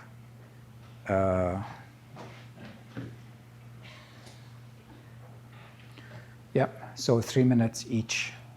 Okay, so just pair up, put your hand between the shoulder blade and try to see, does my hand want to go up or go down? You know, and very gently, don't push up much, it's just a listening. Feel it will not respond. When the pinky or even like the tip of the fingers is up from the body, the fascia will feel like, oh. I'm not kidding you. You can try it, you remember it, right? You can try it and you can see the difference. Full contact. There's so much love in my hand that I want to give you. You cannot love someone if your pinky was up. Okay? So really full contact, very gentle. Just take her tiny bit down. Tiny bit.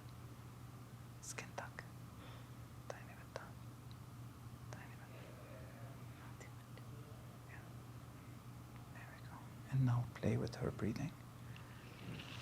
Once you see what the body wants, try to move with their breathing. If their breathing is so erratic, try to work with your breathing, and then you will see their breathing shifting.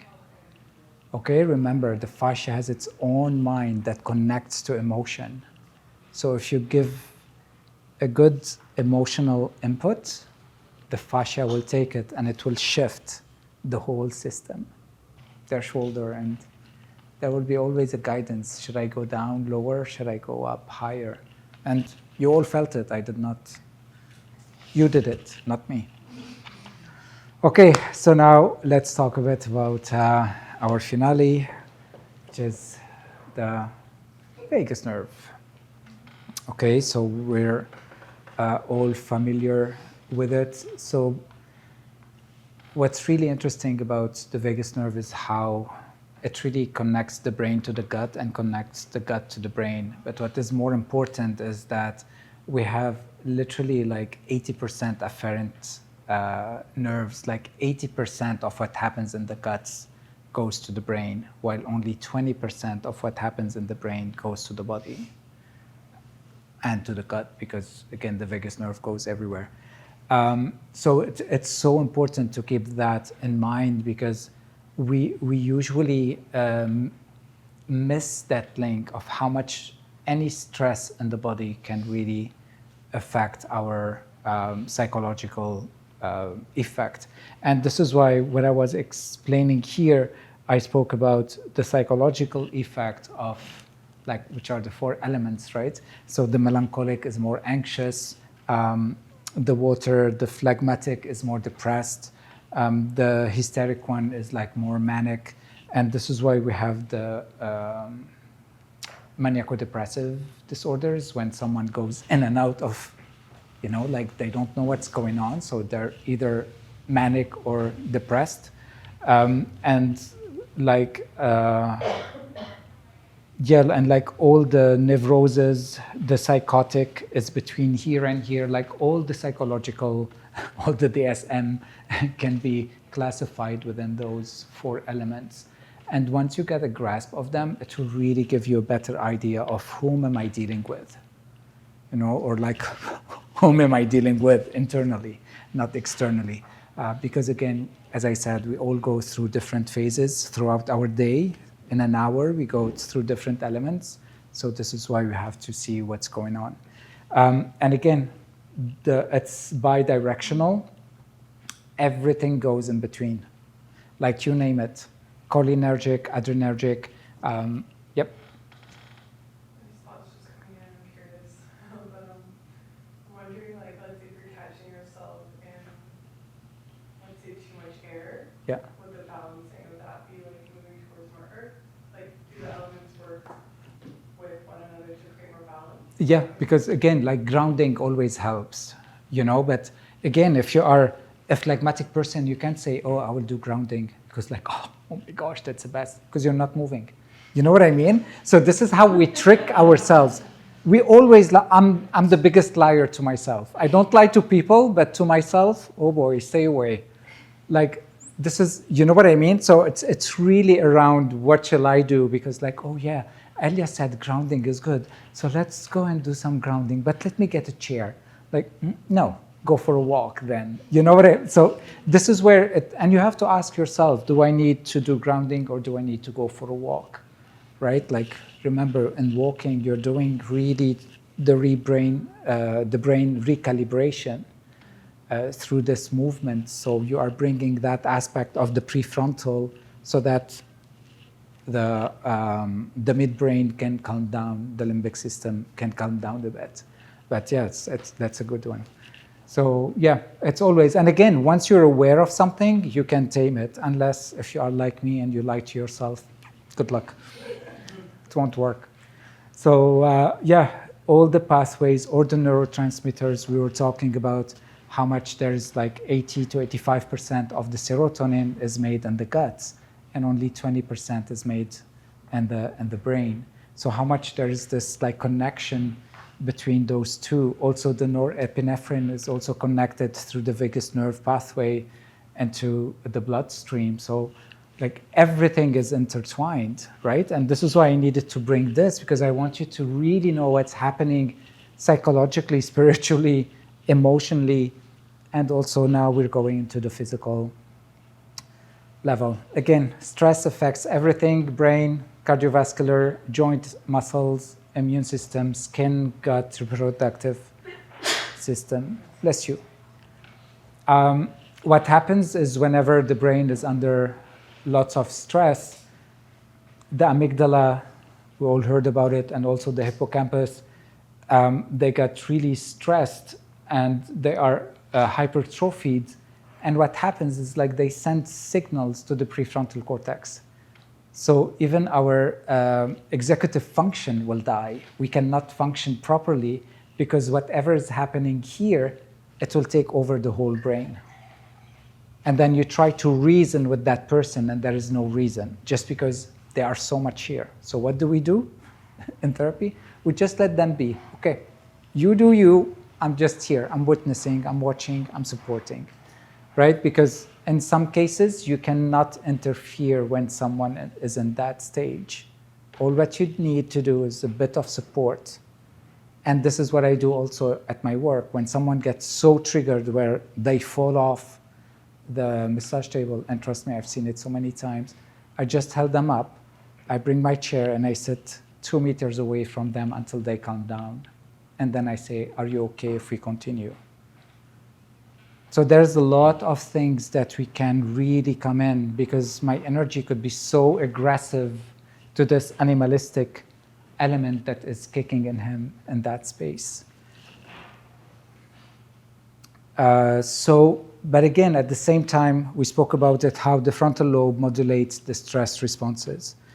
So the frontal cortex, it inhibits the activity of the amygdala.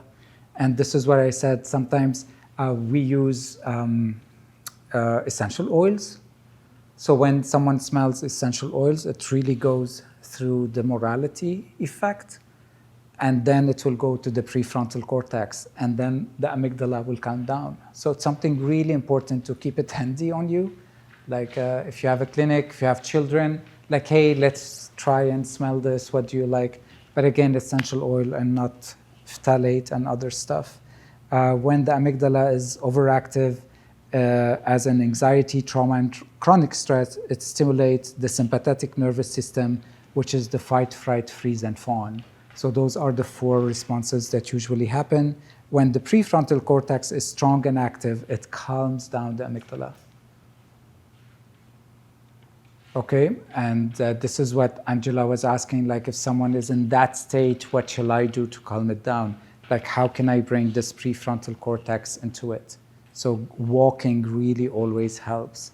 Sweating, there is like the diving reflex, like a cube of ice around your face, around the back of your neck. If it's too much on you, just put a bit of ice like in a bag under your armpit, and it will just calm down the nervous system. Okay, because you're bringing in the sensory effect. You're engaging the fascia with the vagus nerve. Okay, like there's no vagus nerve under the armpit, but the fascia and the nerve ending, they really connect all to each other, and you'll be like, oh, this is a good sensation. It's something different. So the baby, the curious baby, will get awakened, and then the prefrontal cortex. This is why curiosity is so important, because it's all prefrontal cortex. Okay, so this shift allows the parasympathetic system to dominate, leading to rest, digestion, healing, and recovery. Now we'll talk a bit about the vagal tone. The vagus nerve is the main highway. It's literally a highway, right? So we have to be careful that the highway that goes from the gut up is like six ways, and the highways that goes from up down is only 1 or 2 ways. So we have to really be careful. Where do we have blockages? Did I eat too much? Am I so stressed that I cannot allow those 6 ways to be working properly? And then I'll start to having more anxiety, more tension, lack of sleep, and vice versa. So the prefrontal cortex has direct and indirect connection to the brainstem areas, as we saw before, like how if the amygdala is affected, it just sends the message to the prefrontal cortex. And here they're talking about the norepinephrine and the serotonin pathways. The higher vagal tone is linked to improved heart rate variability, emotional regulation, and inflammation control, while the other way, it damps down the person and takes us more into fight flight. I just put this one here today just like for fun, but GLP-1, which is everybody's looking for that, and the gut-brain loop. So the vagus nerve is the main communication highway between the gut and the brain. 80 to 90% are afferent, meaning they carry information from the body to the brain. One of the key messengers in this pathway is the GLP-1, a hormone produced in the intestinal L cells, mainly in the ileum and the colon after eating.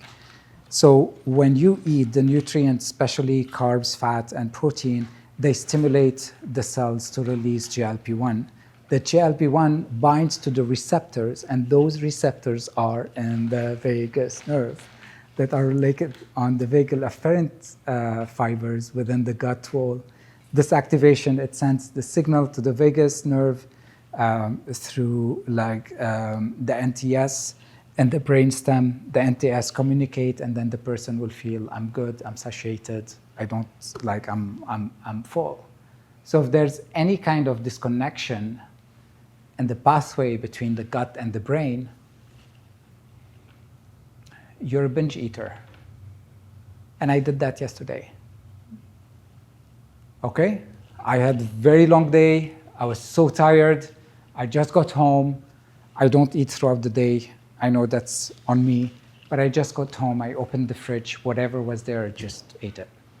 Then emptied the fridge, went to the cupboard, ate it.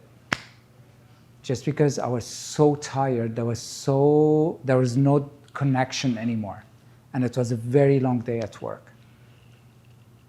So again, when we go through this once every 2 or 3 weeks, that's okay. It's a bit of like allowing the body to nurture, but happening every day or every other day, then it's a bit problematic. Okay? So we have to really be careful about what's really happening. And again, this entire process happens within minutes of eating before the food is even digested. So this is why you have people who sit on the table and they keep on eating without stopping, because they don't know that, like, oh, it's time to stop, I'm satiated. Can you relate to some places where you were so stressed, where you overeat, or so stressed where you don't eat at all? So, yeah. And this is why it's really happening through the vagus nerve modulation. The window of tolerance, I'm not sure I'm sure most of you know what that is. I'll just go through it very quickly. So this is where we feel safe, we feel good. If we come back here, this is where all of those 3 bodies are okay. I had a good night's sleep. My etheric is far from me. I can breathe through it. My astral is activated. I'm conscious. And my organization is present. I'm embodied. So the embodiment is really with the I organization. If I did not sleep well, and there's a curve somewhere, or someone told me, or I heard the bad news in the morning and it ate my energy, I can go into either of those states, either a hyperarousal or a hypoarousal. Okay, and this is where people get so much tension into their interactions with other, and you go like, oh my gosh, he was so nice yesterday. I have no clue what happened to him. Right? Nothing happened. It's just like they are either hyper or hypo. And you can see all the symptoms that might come in. And the hypoarousal, they still link it to the parasympathetic, but it is part of the sympathetic because you have the dorsal and the ventral. Again, it's too anatomical, we're not going there. But one thing I would like to mention is when they speak about freeze, the state of freeze, which is immobilization, it's not an immobilization like you are sitting now. Freeze takes so much energy to stay frozen. So all the muscles are so tense inside. So it's not a relaxed state. This is why there's so much activity, and people who are in a freeze state, they might lose consciousness just because of how much their muscles are tense. Okay, so this is something I try to bring. So this, we spoke about it, but there is this beautiful element, the fascia and the piezoelectric sensitivity. So the facial tissue surrounding the vagus pathway exhibits piezoelectric and mechanosensory properties, hinting the body and somatic movement might influence the vagal tone. So there's a lot. So imagine if someone even says, hey, if someone does this to you without even hitting you, your fascia is registering that hit and that threat. So your body will react as if you were attacked. So there's a lot of like the spectrum of use and abuse is huge, and they are really starting to put into it those kind of effects of how much the person can be affected by it. The tone through subtle mechanical and bioelectric resonance, an idea now supported by imaging studies showing vagal nuclear activation after myofascial release and deep breathing. So there's always a connection between the fascia release and the vagal tone and the nervous system. And this is what Dr. Kleip was talking about, but this is a different kind of research.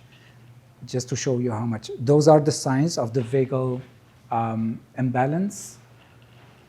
So we have all kind of spectrum, and this is just like a tiny bit. I'm very sure those who work with the vagal,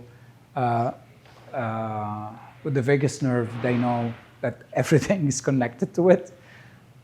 So, yeah, just give you some time if you want to take a photo of this one.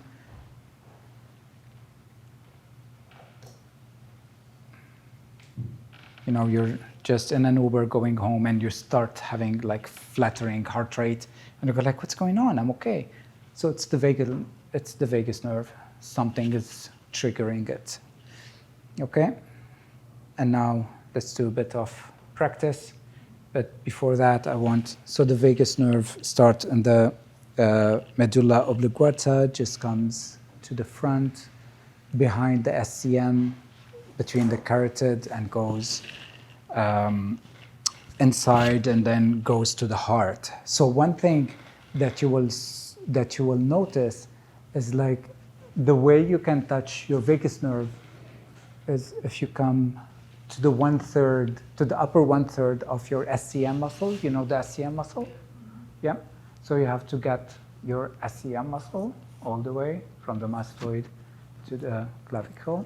So the 1/3 of it, if you go with 2 fingers in, very gently behind it. So the way I do it, if you look at my neck, I'm pushing with my thumbs the back of my neck to the front. And with those 2 fingers, I'm trying to go in tiny bit behind the SCM without like strangling myself. Okay? So once you go in, you will feel your heart rate. So once you are there, try to listen which side is beating more. What if one side is not beating? We'll get there. So try to find it, try to go. Yeah, so very gently.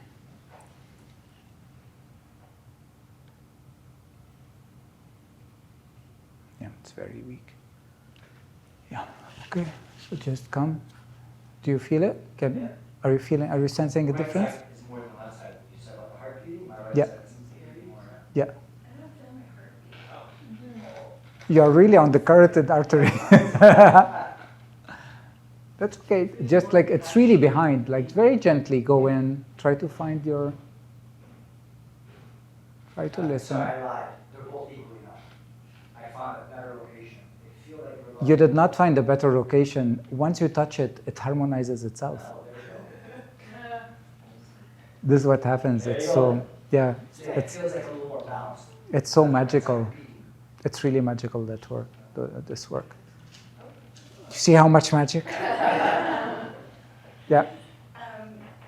For somebody who has chronic low blood pressure, Yeah. and it's associated to trauma, Yeah. is that they're in a perpetual dorsal vagal response? Like, is their whole metabolic system just slow to break down? Yeah. Yeah. But this is why I asked you to do the difference between left and right. Because when you do this, the right side, if the right has higher pulsation, the right side of the vagus nerve, it goes mainly to the heart. I mean, it goes all over, right? There are 2 fibers and then it's like roots. But the left side, it goes to the heart, but mainly to the guts. So this is why you know if the person has a something metabolic happening or something around the heart. And again, around the heart could be stress, it could be you're bored, it could be like I don't know, something emotional. Doesn't have to be physiological. But it's really interesting to see the difference of the heart rate. Did you find the difference? The more is associated with better function, or? Well, it depends on your baseline heart rate, right?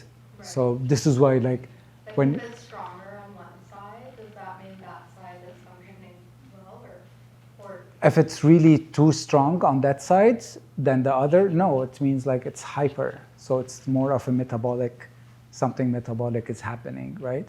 You ate a good lunch, you did not eat lunch, so your metabolism is more active. And literally, it's the way to regulate it. You just stay there and you listen. And then you start feeling how the two sides are starting to be more in an equilibrium state.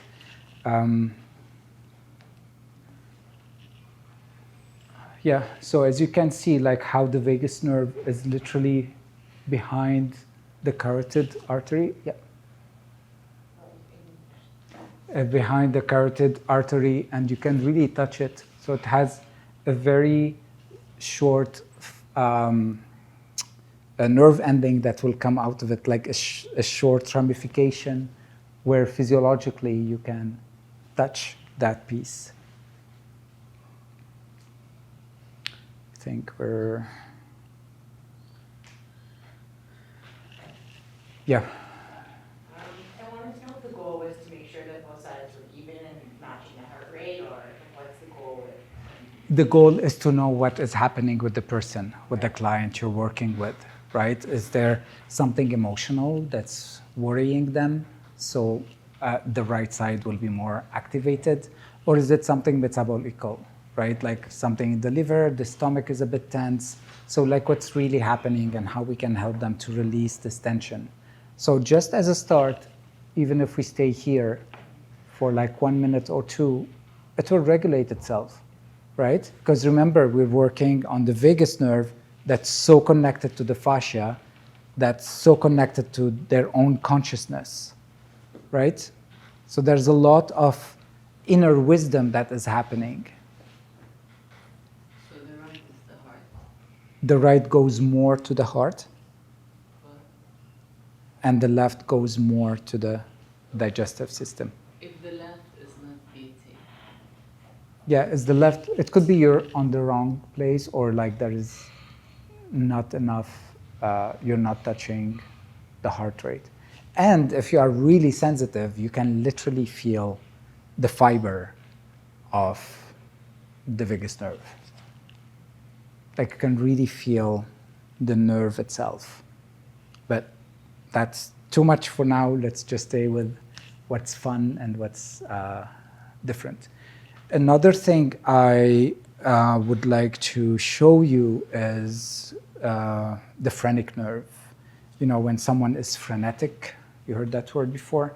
So frenetism is literally around this, right? People who cannot be grounded. So to calm the phrenic nerve, it comes from the back of the neck, it comes all the way in, and literally it comes through the above.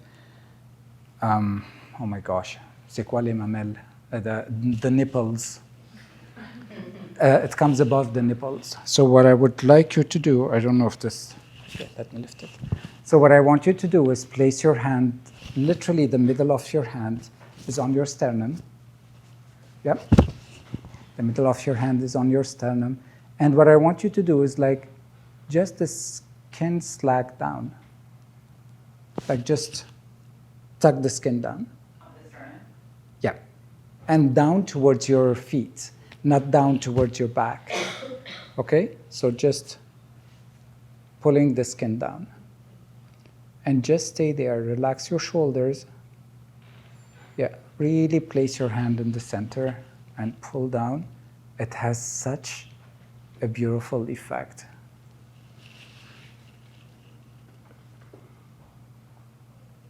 So, for example, I'm going to haircuts, and somebody comes in, they're nervous, it's their first time.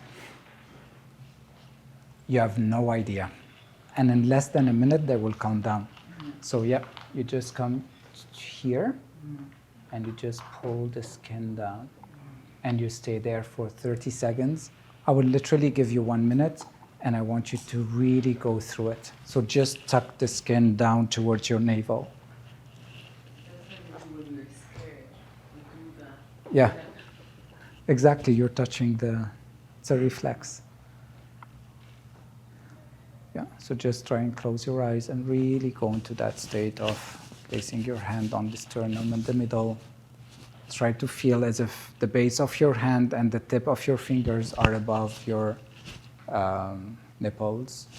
And you're just, yeah, beautiful. And you just tuck the skin down and just stay there. Relax your shoulders. There we go. Give you 1 minute.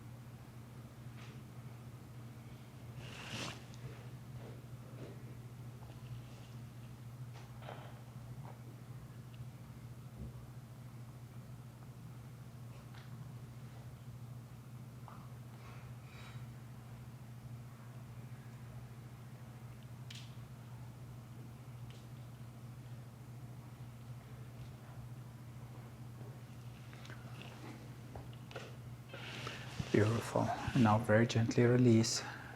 Did you feel it?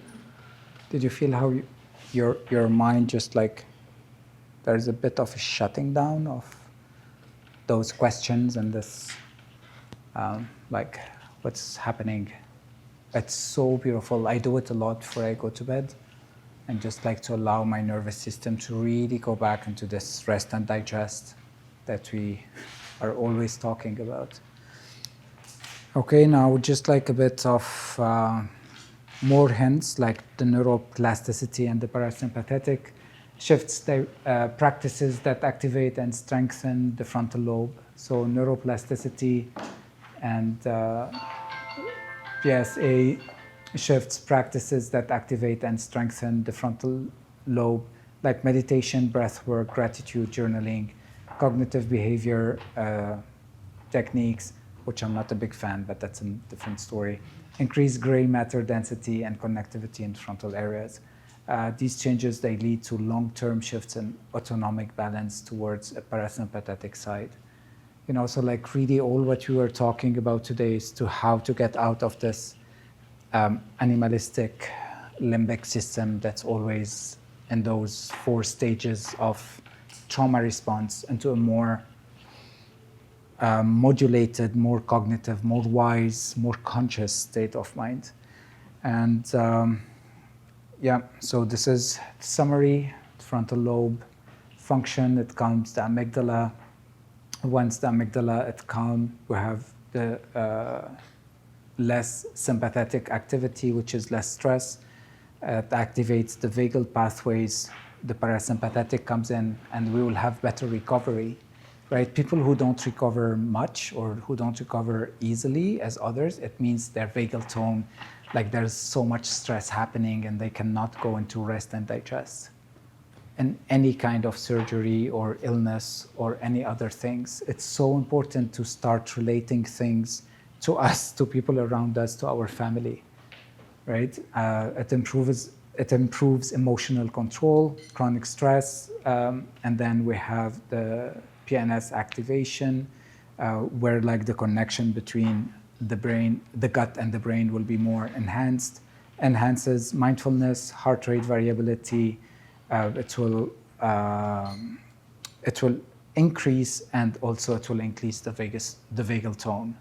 Okay, so the higher the vagal tone, the more the person is present in themselves. They are like, I'm here, I know what I'm doing, I'm not crossing anyone's boundary. And the more they are mindful and all what we spoke about into this way. Like I'm really in myself and not trying to push things on others. Okay, so I think that's it. Any questions before we go into a bit of more practice? Yep. So I'm training to like clients who have a lot of intense and complex trauma and aren't able to even see physical touch. Mhm. So I'm wondering, is there a way to work with the fascia even by just like being in their aura or with intention? You can press on their feet, if that's okay with them. I do it a lot. Okay, just very gently put, like of course, remove your shoes and place your feet on theirs and just very gently press. It's the same. Okay, there is a beautiful sense of presence and the sense of self, which will bring the activation of the vagal tone. Okay, so we went from here to there. So it's really about what can I do to bring that person into themselves? Which kind of senses I can awaken in them, right? Some essential oils. Ask them what's their favorite smell and have it an essential oil. It can really bring them more. And once they start feeling the vagal tone, that will be more okay for you to like do any somatic work or, yeah, it's so important. And thank you, yeah, that's very important to notice. Anything else? Okay, so let's do some release and then I'll send you home.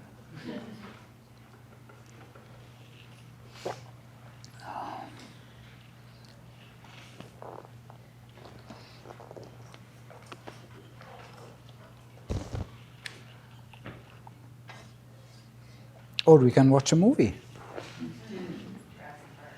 Right?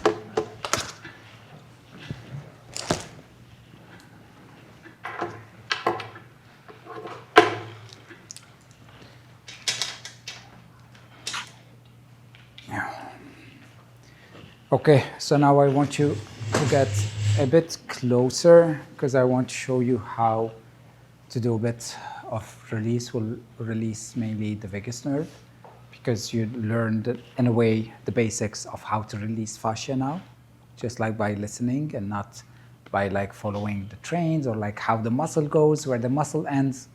Nope. Just listen and follow. Okay, and like if you're interested in level 1 or level 2, we will learn more around those things and how to really do the release of different traumas and where different traumas are stuck in different parts of the body. Okay, so I just need someone, whomever jumps on the table.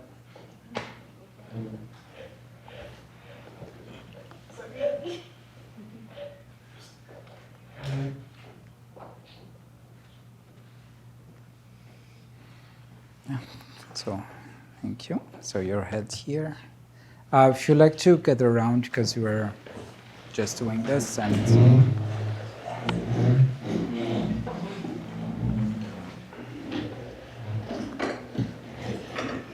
yeah.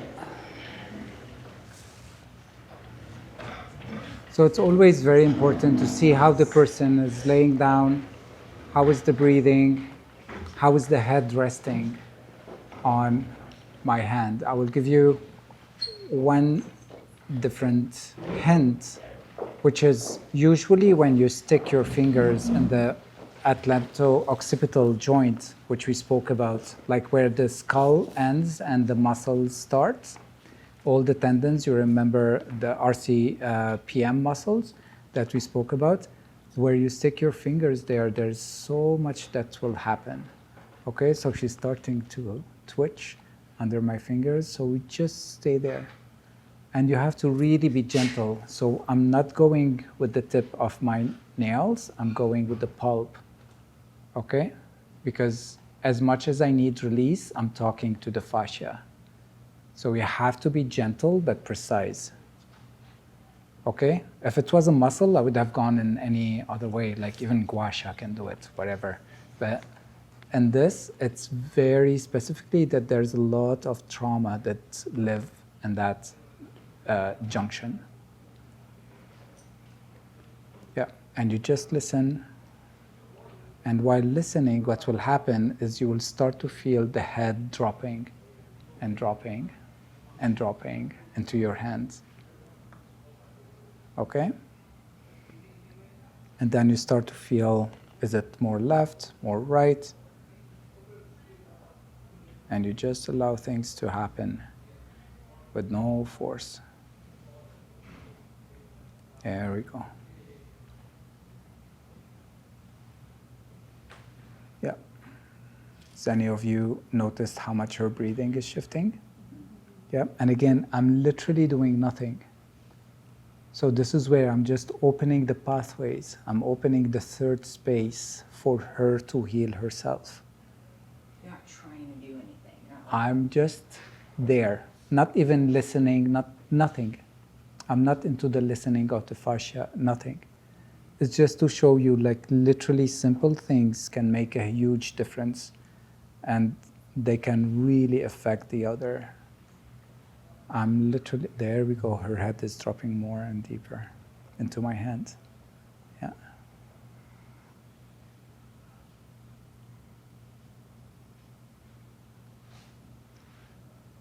There we go. And then, like, from here, you will learn many other techniques on how to direct things, even to the head, to the body, like where the trauma is stuck and how to release it and all those things. There we go. And now, since we spoke about coming to the vagus nerve, so it's in the 1/3, so you just come from the back, you pull the skin from back of the SCM, pull the skin up, and you just go with your finger. Just because anatomically we don't have everything like we study in anatomy, right? Like, God knows where the vagus nerve is for me and for her, but it's all similar. They have, in a way, the same pathway, but they might, like, shift a tiny bit. So this is why we can never be precise about one thing. So the way we do it is we go. So you see how I'm going with my thumb? I'm not pushing. I'm just trying to go behind the SCM. Yeah, there we go. So there was more pulsation on the right side. Now the left is pulsating and relaxing, pulsating and relaxing. Can you feel it? So again, I'm just listening until it regulates.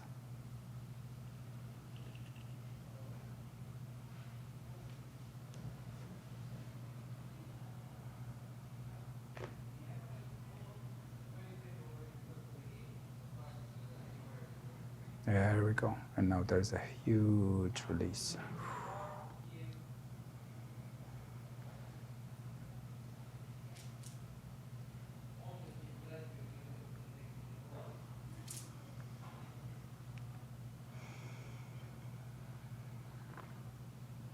Beautiful. So the same way that the vagus nerve, it comes from the back of the skull, goes underneath the SCM, it comes here between the insertion, like, of the end of the clavicule. So if you come to the SCM muscle, you can turn a bit so that they can, there we go. Yeah, just relax. So this is where it comes. So here, this muscle, it ends in both places, right? It has a sternal and a clavicular ending. So the vagus nerve, it comes right in between those two termination, and then it goes through the chest into the heart, and then goes all the way down. Oh, by the way, the vagus nerve, it goes to the reproductive organs of the female, but not for the male. See how special you are? Yeah. It was one professor who spoke about it, the third brain, and it was one research around it, and that was it. No one ever spoke about it. Even the research took me, I don't know, like maybe 3-4 months to be able to find it, and couldn't find it properly, but like citation from it. We don't live in a man's world.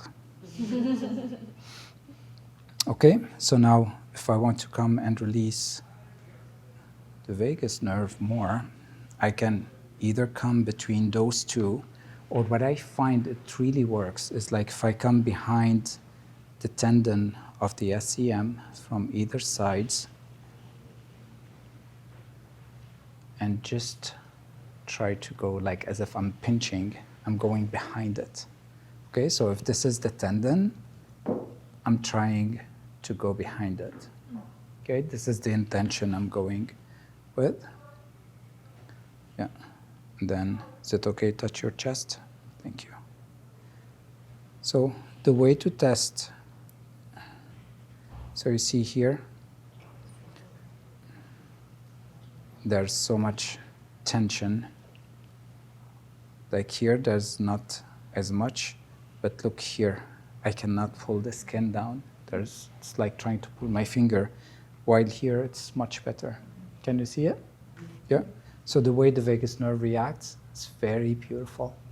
All what you need to do is just follow the breathing. Once they're exhaling, you just do it recoil. Recoil.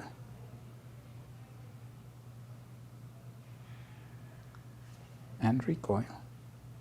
And guess now what will happen?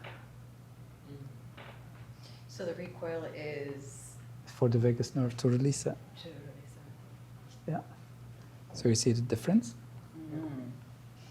Yeah. It's wild. Yeah. And then you can work on the rest of the body and how the vagus nerve, like where it ends and how it starts, and you can release it. But I just wanted to give you a tiny bit of, like, as you said, the teaser. So suboccipital, and then clavicles get behind the tendon. And then you have to release Oh. it, yeah, from where you can touch it. So suboccipital here, Yeah. and I could, if I'm working on a client, I could use my thumbs. Yeah, come do it. Is that okay? Because again, like there are different techniques. There's a technique where you can really separate the pons from the midbrain. You know, like where the vagus nerve starts. You'll give it more space, literally inside the brain, to breathe. That one is like amazing. You already did a lot of work, though. You're all What you're doing. regulated. Relaxed. So you just come, yeah, totally, and then with the pulp, yeah. Yeah, just really as if you're trying to dig in, but with the pulp of your fingers, you're really digging in. Yeah. Does the pressure feel like too much, or was it about the same as his?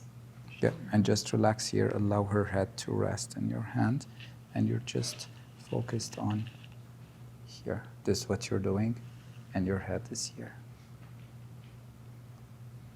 So this is a good preparation, because also if you remember in the animal kingdom, how does the cat holds the kitten, right? It's like once it's held from here, like that's it, I'm not moving. So this is what you are trying to do. This is what you are trying to replicate in this case. It really goes to the brain, to the meninges, and it goes to the feet like, I'm done, I don't want anything more, right? So it's a beautiful way. There we go. Yeah, now things are shifting. You're feeling it? Yeah. And then And then you come here, you release very gently. Yeah. Once I was taking a course, I remember it was before COVID, and the guy, sorry, just to make you laugh since we're done. So the guy was, okay, we're doing this, and now what? And I was like, you know, like he would take me to this like beautiful state, and then he would like literally drop my head. I'm sorry. So now come here. I was like, and he did it like 6 times. Yeah. No. So now very gently with the, yeah, so you just do a, yeah, skin slack from the back. So you see how much space now you have here? And now very gently with the pulp of your index, you go as if you're trying to go behind the SCM so that you can listen to the heartbeat. And if you go tiny bit deeper, you might feel there's like a string. If you feel the string, this is the vagus nerve. But it's really deep. Yeah, you have to just be careful not to take so much skin slack from the front. Yeah, take it from the back and now go in. There we go. You feeling the heartbeat? Focus on the heartbeat now.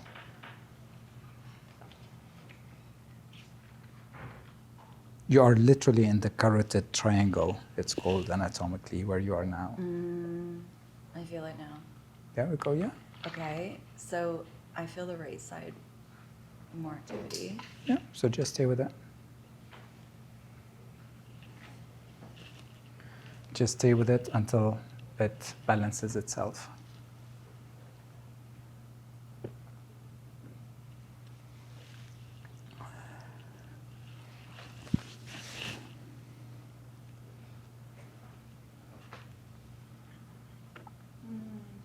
Yeah, can you feel it? It's like doing its own. Yeah, of course it's doing its own. It's doing its own thing. Absolutely. It's changing its behavior. Yeah. Right? Yeah.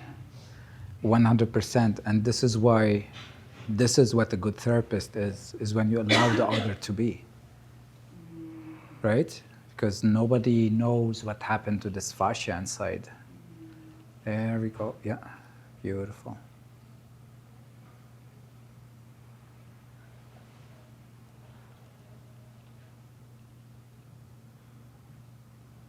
Yeah. Still quite a bit of activity on the right side. Yeah. Yeah, she's fluttering. Yeah.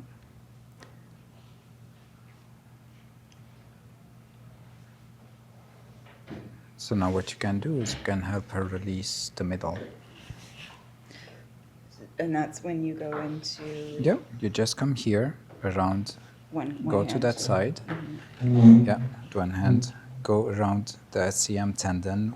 It's an insertion around. Yeah, can you feel it? I just don't want to. Okay, so what? Oh, I feel, yeah. Yeah, and now try and work on the heart. So put your hand So on the. am I in the right spot though?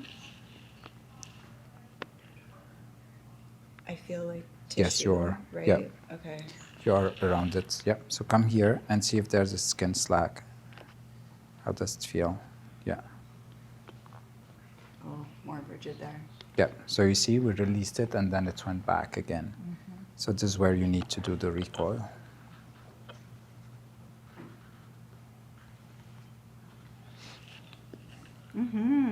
Okay, so on the exhale. Yeah. Yeah. Again.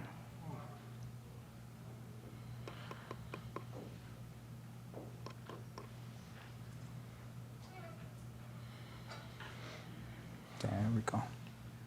Now, Oh yeah. yeah, see the difference? You see that? So this is how we, thank you. Yeah, yeah, So how is that? Because I have a problem. yeah. When I was doing this, I feel like too much pressure on No, you can, I mean, we're just experimenting, right? But if I'm someone who's working, I'm coming here behind the SCM, I'm pulling them to the front like this, and there we go.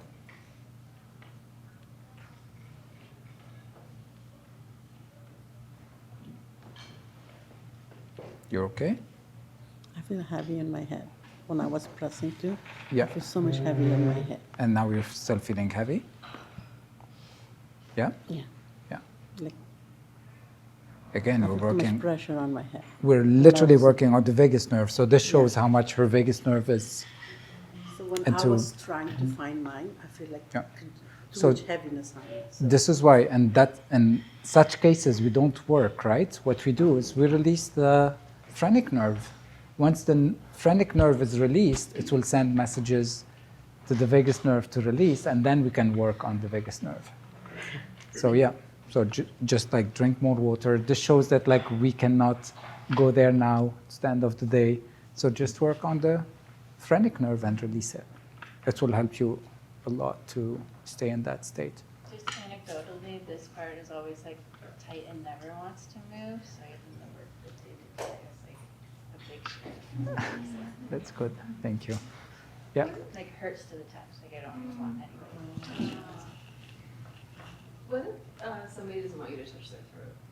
Is there other ways to, because this can be a very like sensitive area for people. The vagus nerve goes all the way to the gut, so there you are can just find another part on the body. there are tons of places you can. I'm just like, again, today was just like a teaser Yeah. about like what will happen. But yeah, like the vagus nerve is a huge way of releasing it, not only this one. Yeah. Okay. Thank you. Any more questions? I have one question. If somebody has like an inflammatory gut issue, like diagnosed, like ulcerative colitis, infusions, medical infusions every 8 weeks, just like automatically in an inflamed state, Yeah. how do you support Vagus nerve reset. Because again, all this inflammation is part of fight-fright, like it's a trauma response to the surgeries or the medication. And this what happens, like sometimes even when we take a medication, our body reacts to that medication as a trauma, right? Like people who take homeopathy, even sometimes with homeopathy, you feel like, whoa, what just happening? I took it to relax me and I'm feeling worse. But again, this is how the vagus nerve is responding through the cholinergic or the adrenergic responses or fibers that are going through it. But yeah, like in that case, yeah, like when COVID started and we started to hear about the long COVID, to me, what works most with my clients was literally the vagus nerve reset. You know, it did not heal them, but they were been able to be a bit more functional than what they used to be. Like this fatigue, and you saw in some of the symptoms, like it's all there, right? All what you were mentioning, from the inflammation to the gut dysbiosis, leaky gut, like you name it, it's all in that. It's all embodied in the vagal tone. So the way I should, and my client might feel like that, I should not touch them. If, like, you mean the headache or? Yeah, the heaviness and the Yeah, in that case, I start working on the feet. Maybe the person is not properly grounded, right? Like it's been 3 hours, I'm putting you in your head. So it's too much to keep you in the head. You need to be grounded a bit, right? Then I can start from the feet. You can start Just from touch the my feet. to the feet and press it with them. Yep. Or just like hold the feet, working on the fascia, listen to the feet the same way we listen to the thighs. Like just stay in that listening perspective and see what the body will take you. Anything else?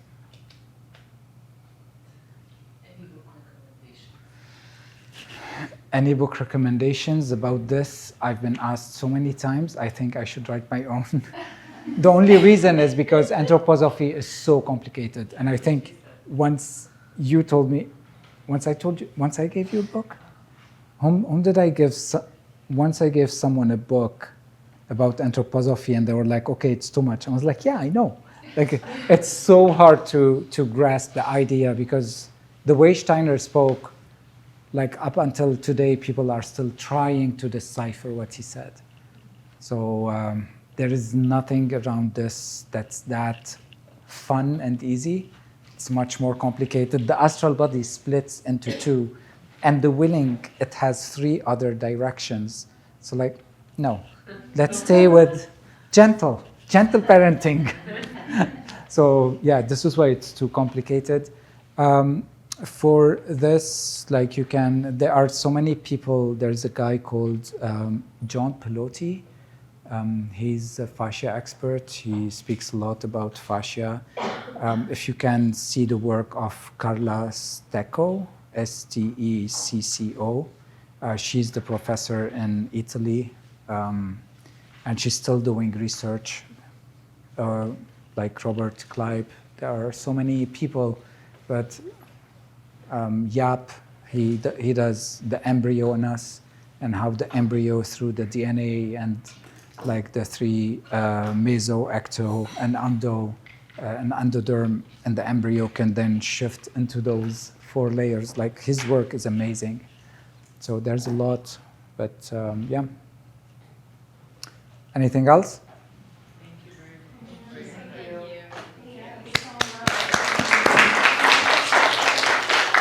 You survived. Great, thank you so much. Was You're that welcome. what you guys expected, or beyond what you expected, but mind blown? Or below. Or below what you expected. Practice.